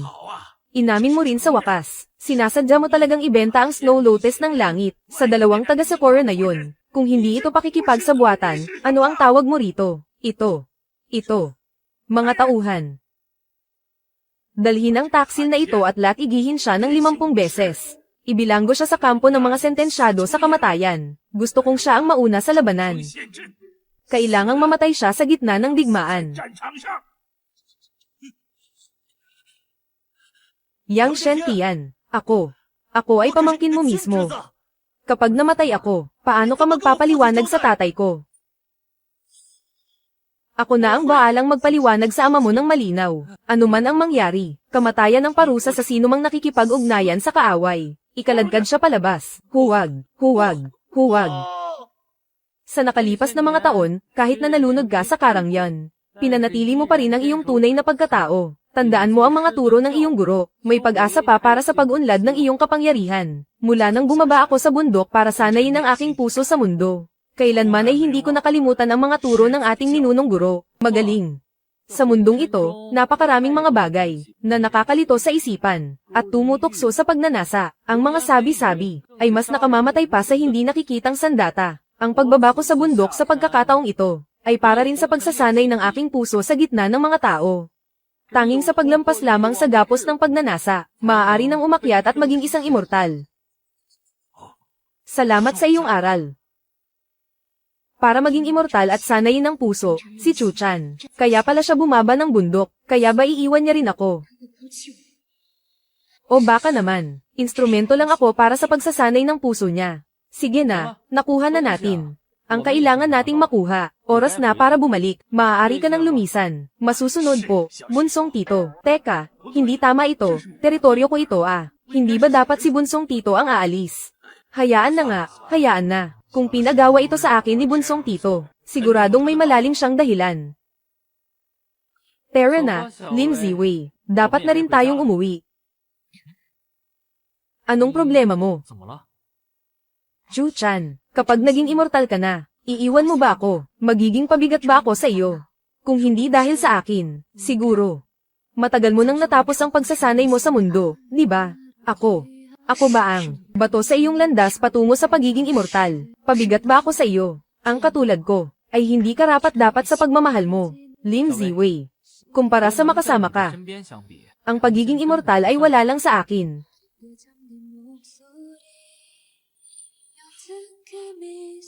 Tara na, umuwi na tayo.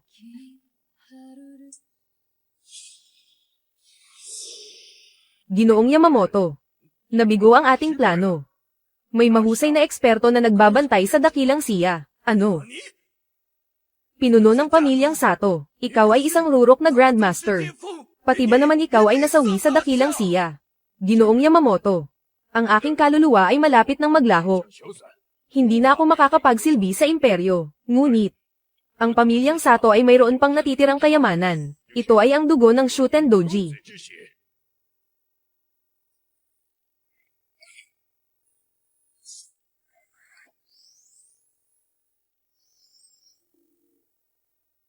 Shuten Doji. Ang masamang espiritu mula sa marcha ng 100 demonyo. Kapag ininom ang kakanyahan ng dugo nito, makakamit mo ang lakas ng isang masamang espiritu. Subalit, kakainin din ng masamang espiritu ang iyong kaisipan. Ang mga taong puno lamang ng puot sa puso, ang makakaamo rito. Ginoong Yamamoto.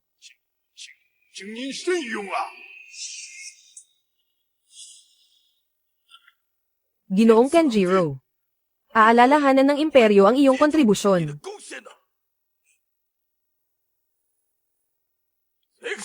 Lintik na mga taga-Daksha na yan.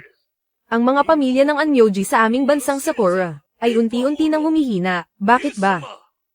Ang Taoismo ng inyong Daksha ay nananatiling matatag at hindi natitinag. Anong nangyayari? Ginoong Yamamoto, may isang taga-Daksha na gustong makipagkita sa inyo. Oh. Papasukin mo siya.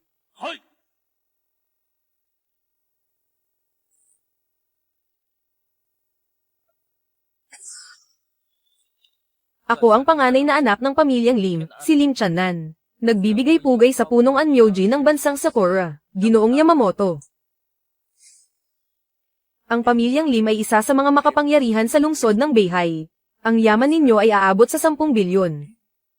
Sinasabi mong ikaw ang panganay na anak ng pamilyang Lim. Pero bakit mukha kang basang sisiw? Kasalanan itong lahat ng hayop na Chuchan na iyon. Inagaw niya ang aking mana, at pinalayas pa ako sa sarili naming bahay. Naparito ako, para hilingin ang tulong mo na patayin si Chuchan. At bawiin ang mga bagay na dapat ay sa akin. Ginoong Yamamoto. Si Chuchan, siya ang pumatay sa pinuno ng pamilyang Sato. Kung tutulungan kita, anong mapapala ko? Sa ngayon, ang pamilyang Lim ay may ari-ari ang nagkakahalaga ng 10 bilyon. Ibibigay ko sa inyo ang lahat ng iyon, basta't mapatay ninyo si Chuchan. Kulang pa iyan. Nagawang patayin ni Chuchan ang pinuno ng pamilyang Sato. Ibig sabihin ay isa siyang malakas na eksperto. Kailangan mo ng mas malaking kapalit. Kaya ko ring tulungan kayong pabagsakin ang Taoismo, at palaganapan ang dakilang pangalan ng Anmyoji ng bansang Sakura. Sige. Tutulungan kitang paslangin si Chuchan. Eksakto. Ang pinakamayamang tao sa Daksha ay nag-imbita ng mga bilyonaryo mula sa iba't ibang bansa kamakailan para sa isang malaking pagtitipon. Sumama ka sa akin sa Daksha. At doon natin samantalahin ang pagkakataong patayin si Chuchan. Sige. Chuchan. Humanda ka na. Dahil kukunin ko na ang iyong walang kwentang buhay, ang kakanyahan ng dugo ni Shuten Doji ay nangangailangan ng taong may matinding galit upang ito ay makontrol. Itong si Lim Channan ay isang perpektong sisidlan. Tutal hindi naman siya taga Sakura. Hindi ako manghihinayang kahit mamatay pa siya. Ikokun. Ihanda ang aking pribadong eroplano. Agad tayong tatanggo. Sa Daksha. Masusunod po.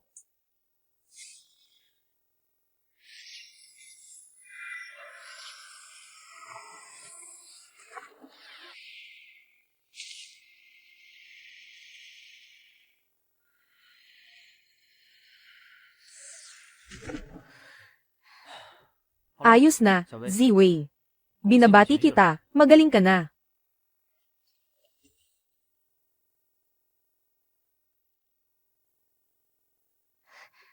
Talaga. Ang hapdi at init na nararamdaman ko, parang nawala na. Salamat sa Diyos, mahal. Maaari na uli tayong mamuhay ng magkasama. Ha? Ako. Bakit parang wala akong lakas sa buong katawan? Hindi naman siguro ako magiging paralisado nito, di ba? Gaga ka talaga. Paano naman gagaling ng ganoon kabilis? Kailangan pa nito ng oras para ma-relax at gumaling. Pero, wala namang malaking nanyo ang natanggap ko.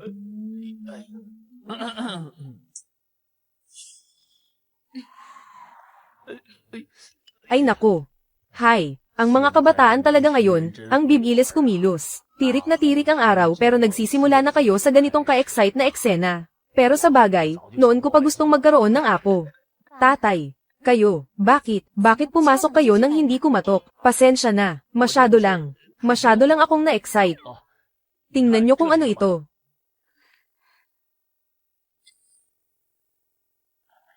Isang tapat na imbitasyon mula kay Lee ang pinakamayaman para sa pamilya Lim. Sa Lotus Garden ng Yunshui, sa makalawa ng alas 10 ng umaga, magtitipon ang mga dambuhala sa negosyo para sa karangalang ito. Pupunta sa Lotus Garden ng Yunshui para sumali sa malaking pagtitipon ng mga mayayaman. Ito ay imbitasyon. Mula mismo kay Lee ang pinakamayaman. Sabi-sabi, inimbitahan ng buong bansa, lahat ng mga pinakamayayaman. Isang world-class business summit ang lalahukan. Pero, bakit naman tayo maiimbitahan? Ang summit na ito ng mga bilyonaryo, gaganapin tuwing 5 taon. Noong nakaraang beses, ang mga inimbitahan ay sina Zhang, Wang, Li, at Tan. Ang 4 na malalaking pamilya, dahil ba bumagsak na ang pamilya Zhang. Kaya tayo na ang isinunod na pamilya Lim. Makatwiran lang naman yan.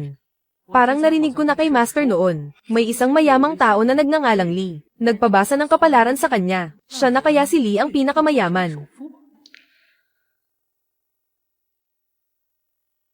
Ano bang iniisip mo? Iniisip ko. Dahil hindi natin alam kung totoo o peke ito. Bakit hindi natin puntahan at tingnan? Para malaman natin. Tama, dapat tayong pumunta. Para na rin. Ipaalam kay Lee ang pinakamayaman, na ang pamilya Lim ay mayroong isang napakahusay na manugang. Baka sakali pa nga, sa kasal ninyong dalawa, maari pa nating maimbitahan si Lee ang pinakamayaman. Tatay, ano-ano na namang pinagsasabi nyo? Sige, ganoon na nga ang plano. Sa makalawa ng alas 10, tayong pamilya Lim, dadalo sa oras. Wow! Ito ba ang Lotus Garden ng Yunshui, kung saan nakatira si Lee ang pinakamayaman? Napakalakas ng espiritual na enerhiya dito. Dito pala matatagpuan ang daloy ng dragon. Kahit ang mga ordinaryong tao na hindi marunong mag-cultivate, hahaba ang buhay kapag nanatili rito. Aba! Sino itong mga walang modong ito? Bakit nag-imbita ng 3 taga-probinsyang hampas lupa? Kayong 3, hindi kayo nababagay pumasok dito. Tiyanan. Kahit papaano ay mayroon akong utang na loob sa pagpapalaki sa iyo. Ganyan mo ba talaga ako tawagin? At isa pa, ngayon, kasama mo ang mga taong sa koro na iyan. Anong ibig sabihin nito? Paano ba kita pinalaki at tinuruan bata pa lang? Anong karapatan mong pagsabihan ako? Matagal nang putulang ugnayan nating dalawa. Bakit pa kita tatawaging ama? Ikaw na matandang malapit ng mamatay.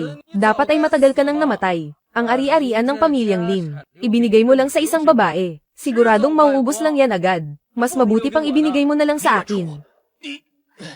Tatay, huwag na po kayong magalit. Kuya, bakit ganyan ka makipag-usap kay tatay? Dahil lang ba sa pera? Kinalimutan mo na pati ang pag-aaruga ni tatay sa iyo. Wala ka na ba talagang utang na loob? Huwag kang magmalinis at magkunwaring banal. Para sisihin ako, kung ikaw ang hindi nakamana ng ari-arian, mababaliw ka rin gaya ko. At ikaw naman, lalaking umaasa lang sa asawa. Nakuha mo ng libre ang yaman ng pamilyang Lim. Masarap ang buhay, di ba? Kung wala ang perang ito, pakakasalan mo ba ang tanga kong kapatid? Ikaw. Tapos ka na ba? Kung tapos ka na, itikom mo na yang mabaho mong bibig. Naglakas loob kang saktan ako. Dapat lang saktan ang mga katulad mong walang utang na loob. Gusto mo na bang mamatay? Sige, dagdagan mo pa ang galit mo. Dahil sa ganitong paraan lang, magiging ganap kang pinakamainam na pagkain para sa mga masasamang espiritu. Atet ka na bang mamatay? Pagbibigyan kita. Sandali lang. Ikaw siguro si Ginoong Chu, hindi ba? May kasabihan sa bansang Daksha. Bago mo saktan ng aso, tingnan mo muna ang amo nito. Ikaw, sino ka bang ipal na sumulpot dito? Naglakas loob kang Bastyusen, ang punong Anmyoji ng bansang Sakura. Napakawalang galang mo, naghahanap ka ng kamatayan, napakasama at napakabastos mong tao. Paano nangyari ito? Ito ang pinakamatigas sa buong mundo, gawa sa bakal na Damascus. Paano ito nangyari? Sa isang pitik lang niya, naputol agad.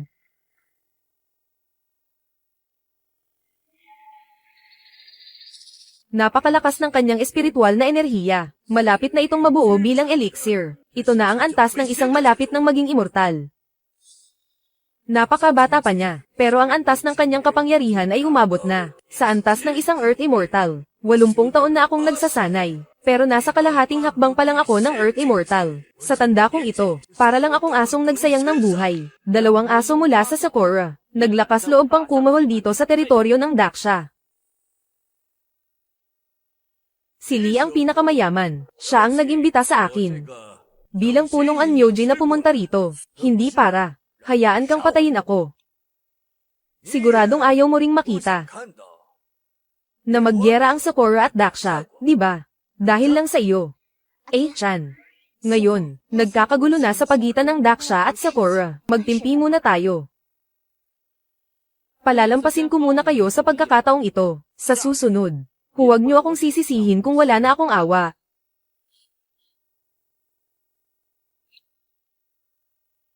Sa totoo lang, isa ka lang namang batang paslit. Hindi ako naniniwala na magagawa niyang patayin ako sa harap ng mga pinakamayayamang tao sa mundo. HMPH, alis na tayo.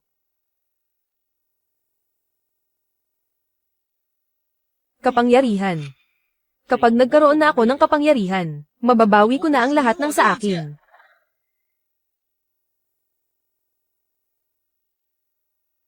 Chu-chan. Humanda ka sa akin. Kung hindi ako makakapaghiganti, isinusumpa ko, hindi na ako si Lim Chanan.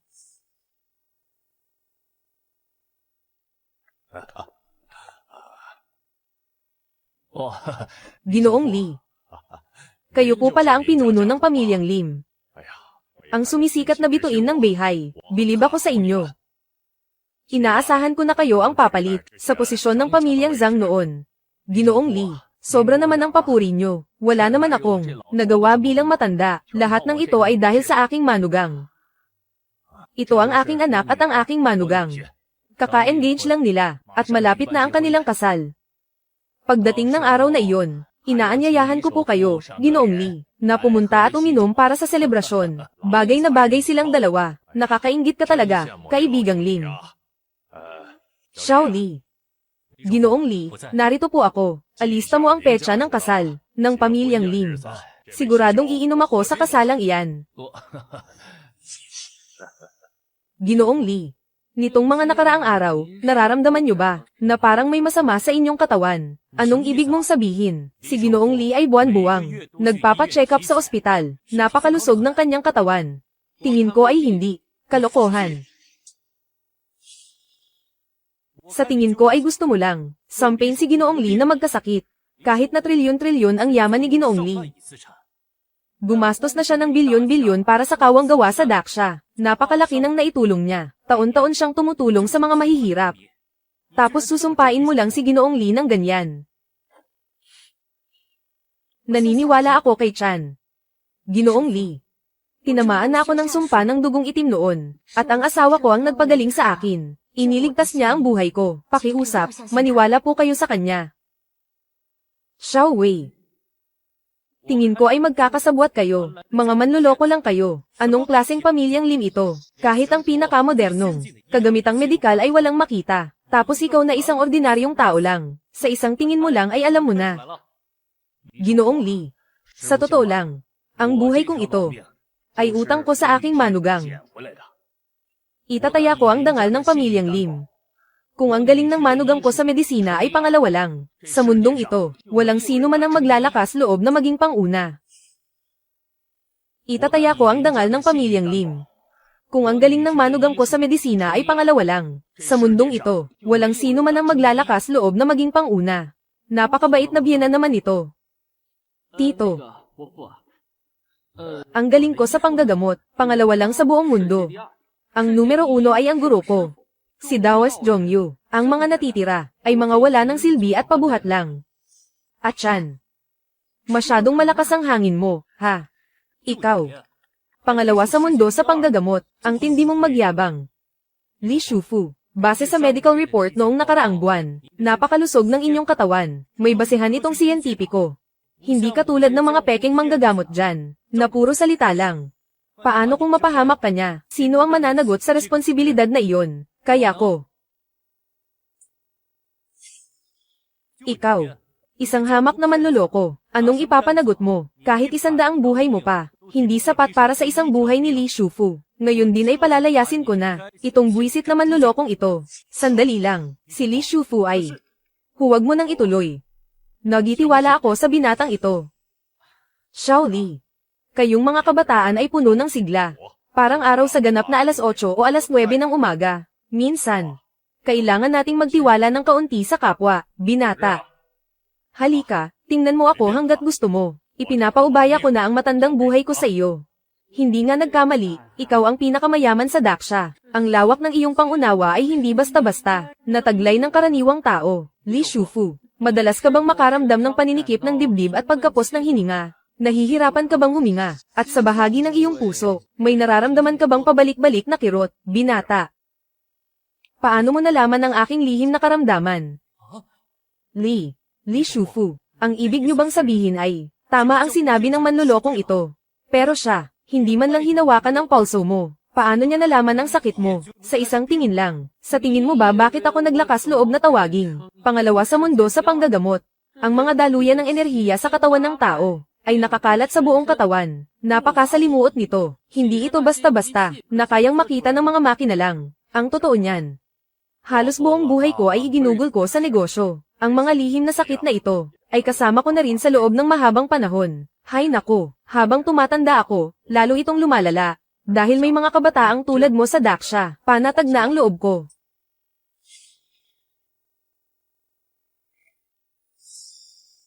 Ginoong Chu, pasensya na sa kawalan ng galang kanina. Si Li Shufu, ang dami na niyang naibigay para sa Daksha. Sobrang dami na, hindi siya dapat mamatay ng maaga. Nagmamakaawa ako, iligtas niyo po si Li Shufu. Naku naman.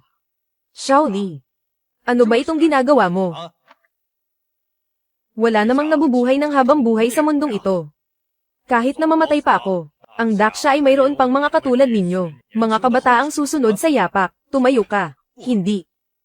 Ginoong Chu-chan, kung hindi niyo ako mapapatawad, hindi ako tatayo rito. Sige na, sige na. Sabi ko naman sa inyo, gagamutin ko si Li na pinakamayaman, di ba? Ayos na, ang ganitong maliit na sakit, kayang-kaya ng mga kamay ko. Ito ay tunay na gawa ng isang engkanto. Matagal ko nang hindi nararamdaman ang ganitong kagaanan. Matagal ko nang hindi nararamdaman ang ganitong kagaanan. Maraming salamat sa iyo, munting kasama. Munting kasama, ang iyong kakayahan ay katulad noong kabataan ko. Nang makatagpo ako sa bundok Longhu, ng isang Daoistang monghe. Noong mga panahong iyon, sa negosyo ko, nalugi ako ng sagad sagaran at nawalan ng lahat. Nawalan na ako ng pag-asa sa buhay. Nais ko sanang umakyat sa bundok Longhu para maging monghe, at gugulin doon ang natitira kong buhay. Subalit, may isang matandang monghe na nagngangalang Jongyu, ang nagbasa ng aking kapalaran, at binigkas ang isang taludtod. Ialay ang buhay para sa ikabubuti ng bayan. Huwag iwasan ang tungkulin dahil sa takot sa kamalasan. Ang mongheng si Jongyu ay ang aking kagalang-galang na guro. Sabi ko na nga ba, munting kasama, bakit tila pamilyar ang iyong tindig? Hindi ko akalain na, ikaw pala ay alagad ng isang lumang kaibigan. Tunay ngang ang mga bayani ay sumisibol sa kabataan. Anong bayani? Sa tingin ko, kumpol lang kayo ng mga talunan. Kayong mga taga-Daksha ay napakamangmang pa rin. Ika-21 siglo na. Naniniwala pa rin kayo sa mga salita ng isang huwad na salamangkero. Ito ang pinakabagong gawa ng aming imperyong Agila, ang Alpha Silen. Ang gamot na ito ay kayang puksain ng halos lahat ng virus at palakasin ang resistensya ng katawan. Ito ang tunay na gamot para sa pagpapagaling. Kayong mga mangmang at makalumang taga-Daksha, kahit habang buhay ay hindi kayo makakagawa ng ganitong high-tech na gamot. Gayunpaman, kung handa kayong magbayad ng mahal para ang atin ang gamot mula sa aming imperyong Agila, maaari ko pa itong pag-isipan. William, noong ibinebenta mo ang mga armas, nagawa ko pang kopyahin ang mga iyon ng eksakto. Ngayong gamot na ang pinag-uusapan. Akala mo ba ay hindi ko na iyan malalampasan? Malalampasan. Sinasabi ko sa iyo, ang gamot na ito, maging ang mga selula ng kanser, ay kayang patayin ng higit sa 70%. Diyan sa daksya nyo, puro kalawangin at bulok na bakal na lang ang natitira dahil sa kahirapan. Tapos sasabihin mong malalampasan mo ito. Tama ang sinabi ni Boss William, wala kayong kahit na ano sa daksya. Anong gagamitin nyo para malampasan kami? Si Boss William ang pinakamayamang tao sa mundo. Ang yaman niya ay kayang tapatan ng isang bansa, at hawak niya ang maraming makabagong teknolohiya. Ikaw na pinakamayaman sa daksya, ano ka ba sa tingin mo? Alam mo ba kung gaano karami ang nailigtas ng gamot na ito sa mga may kanser sa aming bansa? Umaabot sa 10 milyon. Anong karapatan ng daksya nyo na ang paggawa ng ganitong uri ng gamot na milagroso para iligtas ang mundo? Ay sadyang mahirap. Ang daksya ay napakahirap. Paano nila makakayang bumili ng ganito kamahal na gamot? At saka yung isa pa, iyang mapanlinlang na taoismo nyo ay basura sa lahat ng basura. Li Shufu. Ituturing ko na lang itong kawang gawa sa inyo. Bibigyan ko kayo ng 1% discount. 200,000 bawat bote. 10 tableta sa isang bote. Ano sa tingin mo? Ano? 200,000 para sa isang bote. Bakit hindi mo na lang kami hold upin? Hindi ba't hino-hold up ko na kayo ngayon? Hindi pa ba halata? Li Shufu. Sigurado akong ayaw mong makitang nagdurusa ang mga kababayan mo dahil sa sakit na kanser, di ba? Sumasang-ayon A. Sandali lang. Sinong nagsabing ang daksya ay hindi kayang talunin ng kanser? At isa pa, sino ang nagsabi sa iyo na ang taoismo ng daksya namin ay puro panluloko at budal-budal lang?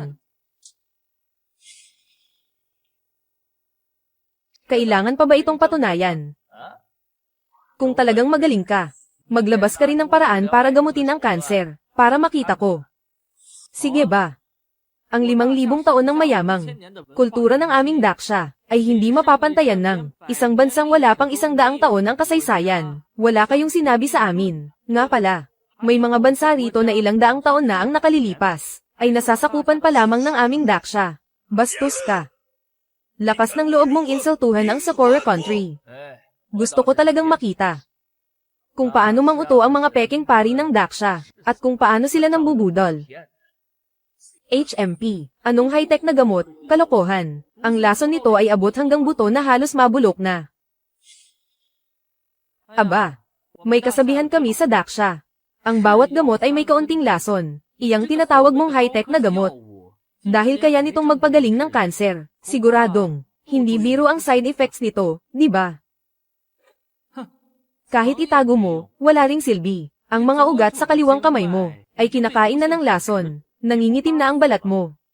1 buwan na ang nakakaraan, na-diagnose kang may kanser. Uminom ka ng tinatawag mong high-tech na gamot. Bagaman tila bumubuti ang lagay mo, ngunit ang iyong mga laman loob ay lubhang napinsala na. Ang lason ay pumasok na sa iyong buto. Tuwing sasapit ang oras ng tiyan, kumikirot ang iyong utak sa buto. Parang kinakain ng libo-libong langgam ang katawan mo.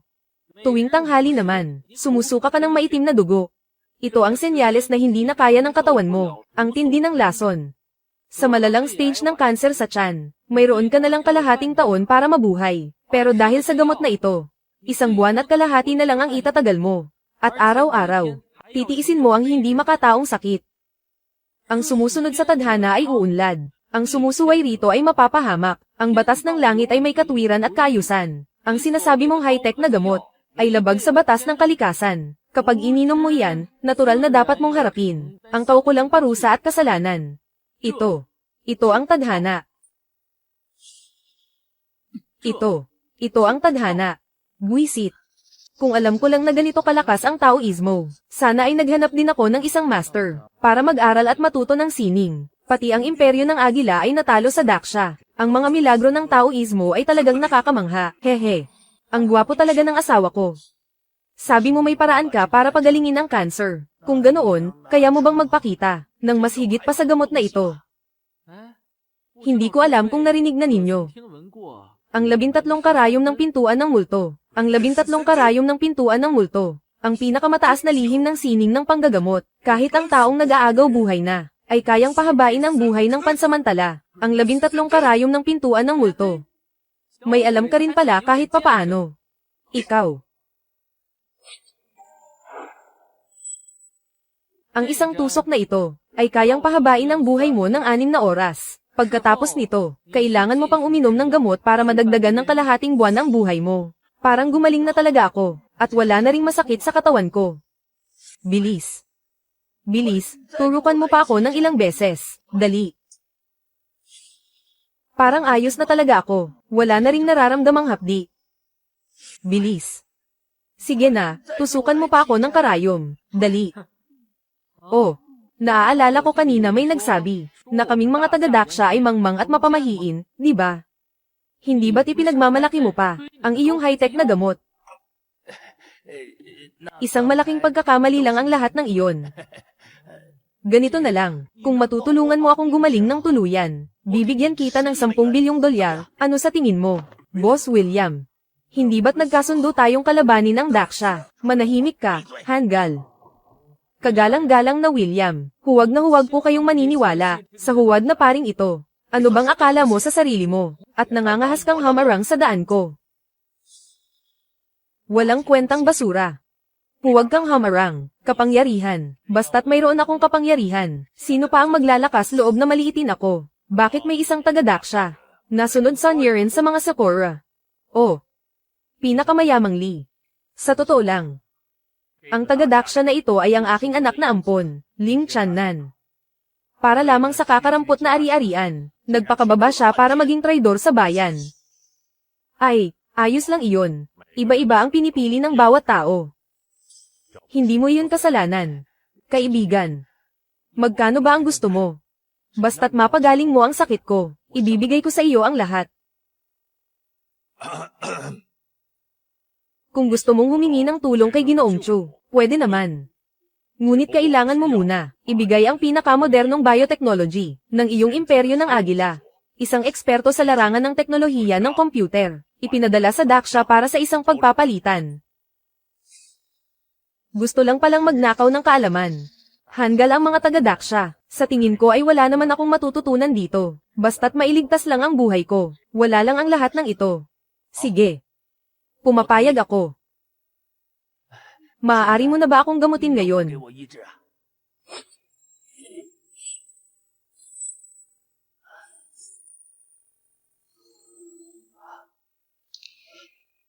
Ha, ayos na.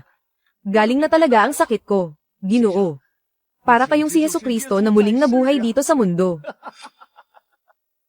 Matandang Lee. Pinag-isipan ko itong mabuti. Sa totoo lang, matagal ko nang gustong makipagtulungan sa iyo.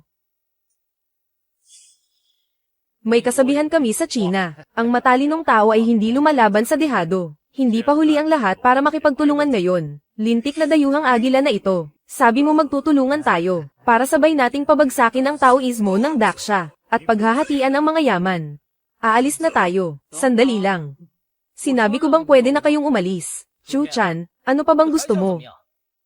Sinasabi ko sa iyo, huwag kang masyadong abusado. May karapatan ka bang magsalita rito, Chu-chan? Tao na ako ng imperyo ngayon. Paulit-ulit mo akong pinapahiya. Akala mo ba ang angkan ng mga Anyoji ay takot sa Taoismo ninyo? Ginoong Yamamoto, nangako ka sa akin, napapatayin mo si Chu-chan. Bilisan mo, kumilos ka na, Hangal. Kung kaya ko siyang patayin, hindi ba't kanina ko pa ginawa, buti nga sa iyo at nanakaw ang mga ari-arian mo. Oh. Gusto nyo pa pala akong patayin. Nagkakamali kayo, Ginoong Chu. Kaming mga Anyoji ay isang sekta na nagtataguyod ng kapayapaan. Paano namin kayo magagawang saktan? Hindi.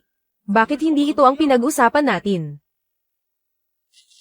Naglakas loob kayong gumamit ng telepathy sa harap ko. Masyado pa kayong hilaw. Panoorin nyo kung paano ko kayo pakikinggan. Masyadong malakas ang kaaway. Bumalik muna tayo at maghanda. Lalaban tayong muli sa ibang araw. Hindi ko ito matatanggap.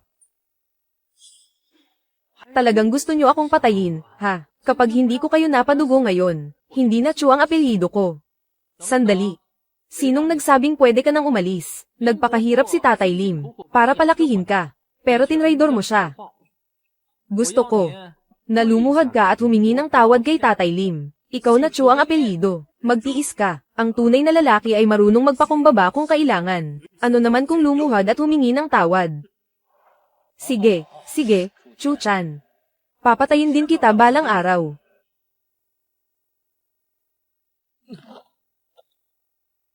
Lim Guk-jun. Ako si Lim Chanan, patawarin mo ako. Nagkamali ako. Dati ay maayos ang ating pamilya. Dahil sa pera, naging ganito ang lahat. Kailangan ba talagang umabot sa ganito? Nako, huwag mong kawan ang ganyang klaseng tao. Kasalanan niya rin iyan. Hindi ko siya kinakaawaan. Ayaw ko lang na matulad ang pamilya ko sa kanya, na naging magkaaway dahil lang sa pera. Huwag kang mag-alala, kahit anong mangyari, hindi kita iiwan, mahal. Ginoong Chu-chan, maaari na ba kaming umalis ngayon?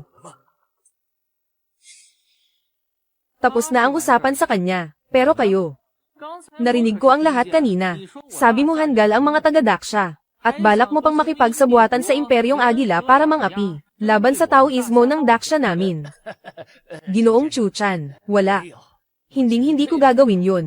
Bakit naman ako makikipagtulungan sa mga Anmyoji ng bansang Sakura? Hahaha, walang katotohanan yan. Kung makikipagtulungan man ako sa Imperyong Agila, maging aso na lang ako. Ginoong Chu-chan, ano ba talagang gusto mo? Malakas ka nga. Pero, hindi ibig sabihin yan ay pwede mo na kaming maliit-liitin. Alam nyo pa lang. Tao rin kayo. Ikaw. Lalabanan kita hanggang kamatayan. Magtutuos tayo. Hindi ka karapat-dapat na makipagpatayan sa akin. Ang kapangyarihan ko. Winakasin niya ang cultivation ko. Chu-chan. Sumusobra ka na. Pinatay mo ang pinuno ng pamilyang Saji, at ngayon ay winasak mo pa ang kapangyarihan ng tauhan ko. Akala mo ba talaga natatakot ako sa'yo? Mayroon din akong lakas ng isang half-step Earth Immortal. Hi! Mula nang bumaba ako ng bundok, wala pa akong nakatagpong kayang sumangga sa kahit isang tira ko. Sige na, halika na, tingnan natin.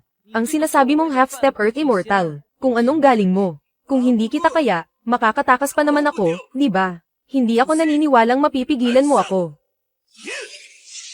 Ay nako. Matapos ang lahat ng daldal, pagtakas pa rin pala ang pipiliin mo. Bumalik ka rito. Ikaw. Takbo pa. Di ba ang galing mong tumakbo? Subukan mong tumakbo ulit sa harap ko. Kayong mga Anmyoji, noon pa man, ay palagi nang nagbabalak laban sa aming Taoismo. Sa pagpupulong ngayong araw, mas lalo pa kayong naging mapangahas sa inyong mga salita, ang ganit ninyo. Subalit, dahil sa respeto ko sa pinakamayamang tao ng ibang bansa, hindi kita papatayin, pero wawasakin ko ang iyong cultivation. Kung magtatangka ka pang bumalik sa susunod, kamatayan ang sasapitin mo.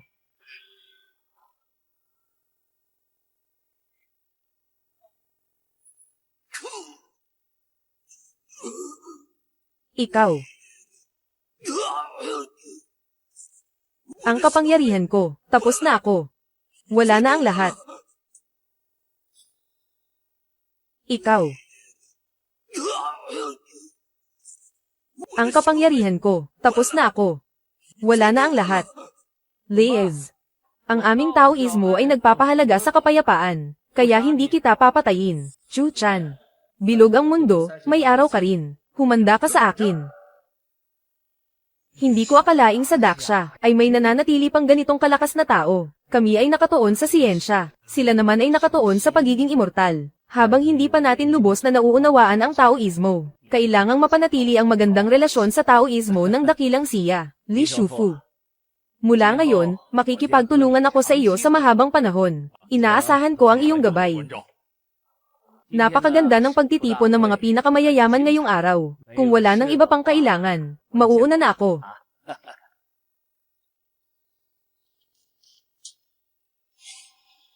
Ginoong Chu-chan, malaki ang utang na loob namin sa iyo sa pagkakataong ito. Ang ating dakilang siya, sa wakas, sa harap ng mga bastos na iyon, ay nakapaghiganti rin at nakahinga ng maluwag. Sobra naman ang papuri niyo, Li Shufu. Ako rin ay mamamayan ng dakilang siya. Tungkulin ko lang ang lahat ng ito.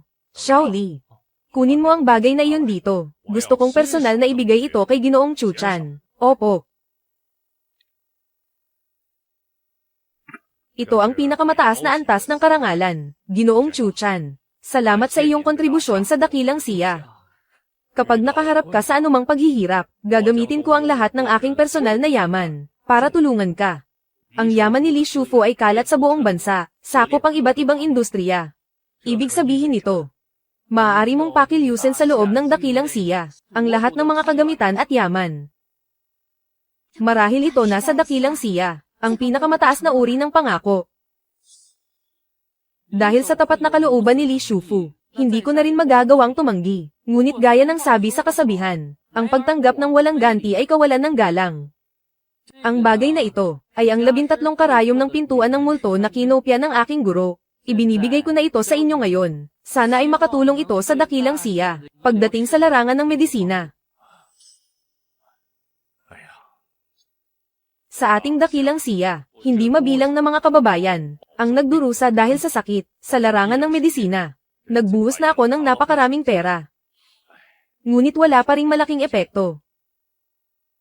Sa tulong ng lihim na aklat ni Ginoong Chu-chan, kahit papaano ay mababawasan ang paghihirap ng mga tao. Naniniwala ako na sa malapit na hinaharap. Darating ang araw na ang lahat ng karamdaman ay tuluyan ng magagapi.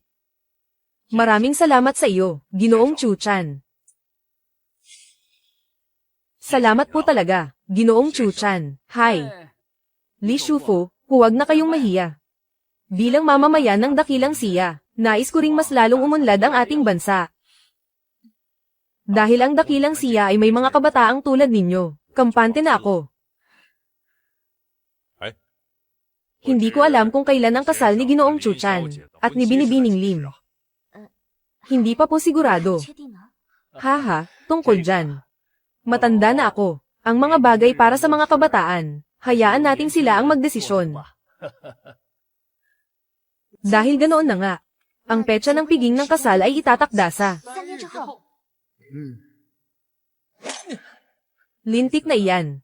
Kapag nagkaroon na ako ng kapangyarihan, sino ang maglalakas loob na apihin ako? Chu-chan. Kapag nagkaroon na ako ng lakas, tiyak na dudurugin kita ng pira-piraso. Napakagalit mo, hindi ba? Habang mas matindi ang puot, mas lalong tumitindi ang pagsasanib ng dugo, mula sa pagpino ng alak ng batang lalaki. Ngayong wala na ang aking antas ng paglilinang. Sa ngayon, kay Lim Channan lang tayo pwedeng umasa, para makapaghiganti kay Chu-chan. Ginoong Yamamoto. Ibibigay ba talaga natin ang bagay na iyon sa kanya? Ito na ang tamang panahon. HMPH, buwisit na Chu-chan na yan. Sobra na talaga ang pambabastos niya. Sayang at nawala ang lahat ng kapangyarihan ko. Kahit na, may hawak akong mga mahiwagang kayamanan bilang alas. Wala na rin akong magagawa para mabago ang tadhana. Anong mahiwagang kayamanan? Ito ay mula sa aming alamat sa Sakura. Ang asensya ng dugo ni Shuten Doji. Kapag nainom mo ito, magagawa mong maging isang immortal sa isang iglap. Ngunit masyadong mabagsik ang bisa nito. Hindi ko kayang tagalan ang ganito kalakas na puwersa. Kailangan nating humanap ng taong itinakda para dito. Ako na ang taong itinakdang iyon, Ginoong Yamamoto, para sa ating imperyo. Buong-buo ang katapatan ko. Ginoong Channan, isa kang mahusay at matapat na mandirigma ng ating imperyo. Kung may mangyaring masama sa iyo, mawawala ng ating imperyo ng isang dakilang general. Basta mapatay ko lang si Chu-chan. Kahit mamatay pa ako, walang problema. Kahit pa mahulog ako sa impyerno, sisiguraduhin kong lalamunin ko siya ng buong buo. Kahit pa sa kailaliman ng impyerno, hinding-hindi ko siya tatantanan hanggang sa mamatay. Kung talagang porsigido ka. Alang-alang sa paghihiganti. Handa akong mamatay, maluwag sa loob ko.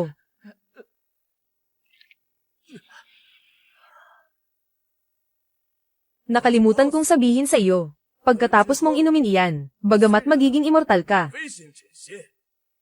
mawawala naman ang iyong kaluluwa. Habang buhay ka nang, magiging isang demonyong tau-tauhan ng bansang Sakura. Bakit hindi mo agad sinabi sa akin? Ako.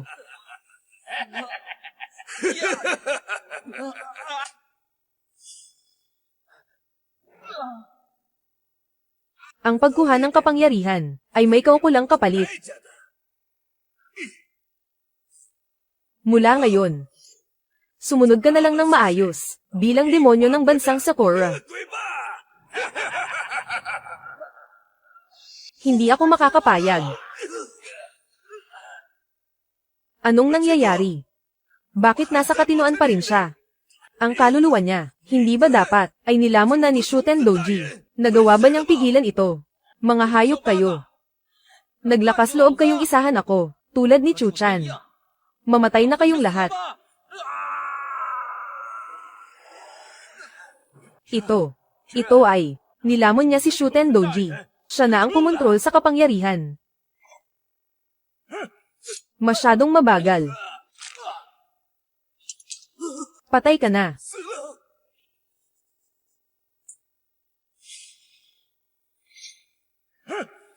Ang bagal mo. Tapos ka na. Huwag kang lumapit. Ako ang pinuno ng mga Anmyoji sa bansang Sakura. Hindi mo ako pwedeng patayin. Pinuno ka man o hindi, wala akong pakialam. Mamatay ka na.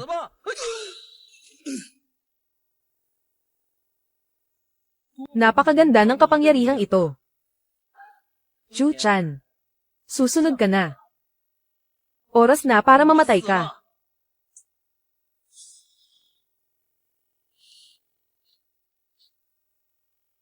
Mahal, gusto kong kainin yon. Hindi pwede, bawal ang masyadong maraming matamis. Ayoko nga. Hindi na ako bata. Bakit parang amoy dugo rito? Ziwei, manatili ka muna rito. May aayusin lang ako. Sandali. Anong nangyayari? Bakit siya lumilipad? Nag-evolve na ba ang mga tao? Sa ganitong antas, lilipad din ako. Array. Bakit hindi ako maka-take off? Bakit hindi ako kasama sa evolution?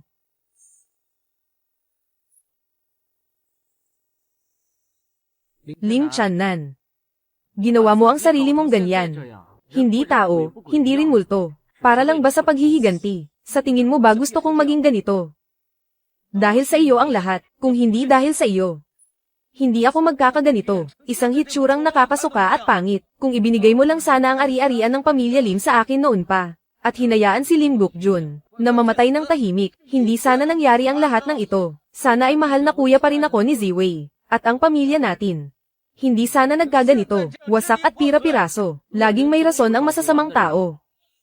Kahit ang taong nag-aruga sa iyo, ng buong hirap hanggang sa paglaki, ang sarili mong ama, nagawa mong patayin. Kinain na ng aso ang konsensya mo. Lim Channan.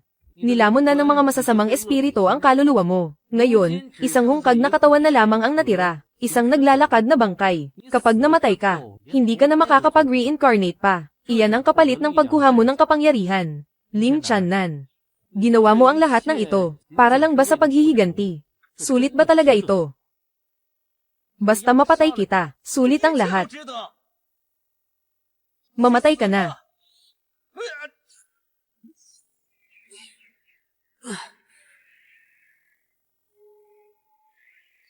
Napakalakas na kapangyarihan. Mula nang bumaba ako sa bundok, ngayon ko lang nakatagpo, ang taong kayang tumalo sa lakas ko. Chu-chan. Ang tagal mong nagpanggap, hanggang dito lang pala ang kaya mo. Lagot na.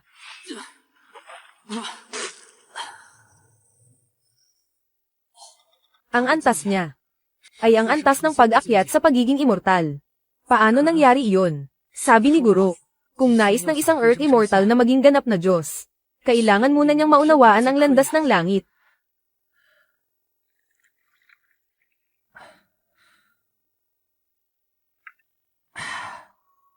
Guro, paano magagawa ng isang tao na talikuran ang lahat ng makamundong isipin? Ito ay talagang isang imposibleng bagay. Kung magpapatuloy ito, kailan ko kaya maaabot ang antas ng pagiging immortal?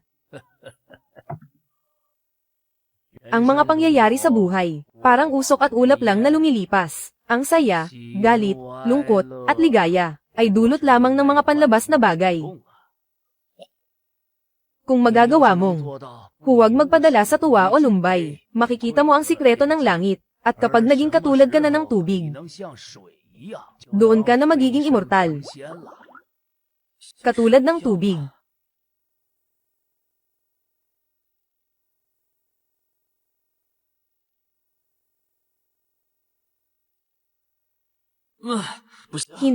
Hindi ko kaya. Ay. Kung nais mong malampasan ang iyong hangganan, kailangan mong kalimutan si Ziwei. Pero ang makalimutan siya. Mabuti pang mamatay na lang ako. Chu-chan. Hindi ko akalain na ang isang hambog na katulad mo, ay magkakaganyan kaawa-awa balang araw. Tama na yan, huwag ka nang manlaban. Mamatay ka na lang ng tahimik. Chu-chan. Lim Ziwei, huwag kang lalapit, mamatay ka na, Chu-chan.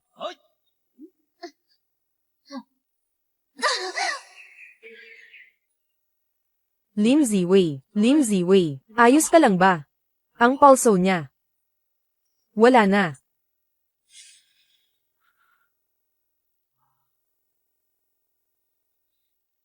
Huwag ka nang malungkot. Mahal. Huwag ka nang malungkot, please. Kumain ka ng candy, para hindi ka na malungkot. Sabi ni nanay, kapag malungkot ka, kumain ka lang ng matamis at gagaan ang loob mo. Ikaw pala yun.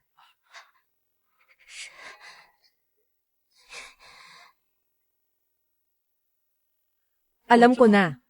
Candy lang ang katapat.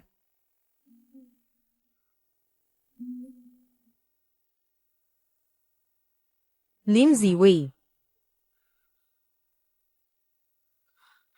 Itong kending ito. Bakit ang pait ng lasa nito? Itong kending ito. Bakit ang pait-pait ng lasa?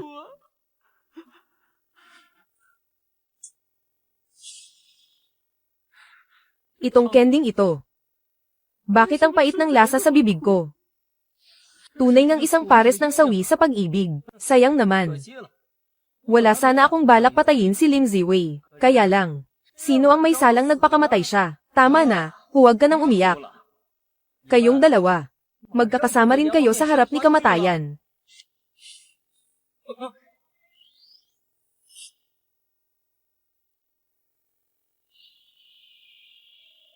Ano? Anong nangyayari? Ito. Ito ba ang pag-akyat sa pagiging immortal? Hindi maaari. Paano mo nagawang sa isang iglap? Ay naintindihan mo agad ang landas ng langit. Na parang tubig lang. Guro. Nagawa ko na. Imposible ito. Dapat ay, mamatay ka na lang ng tahimik. Lalabanan kita hanggang kamatayan.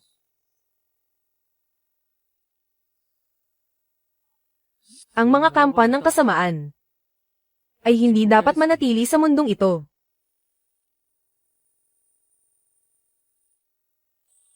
Umuulan ba?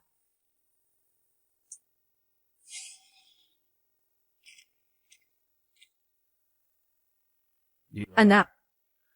Patawarin mo si tatay. Hindi kita nabigyan. Kahit isang araw lang ng masayang buhay. Chu-chan.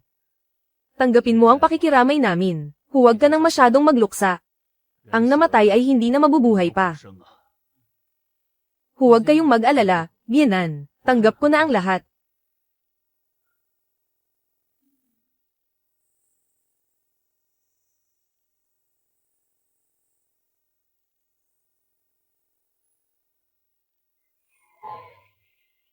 Aking mag-aaral, nakaabot ka na sa antas ng pagiging immortal. Tapos na ang iyong mga pagsubok, huwag matuwa sa material, huwag magpadaig sa sariling pighati, oras na para bumalik sa bundok kasama ko. Pero guro, bakit ang sakit-sakit pa rin dito sa puso ko? Iyan ang kapalit ng pagiging isang Diyos.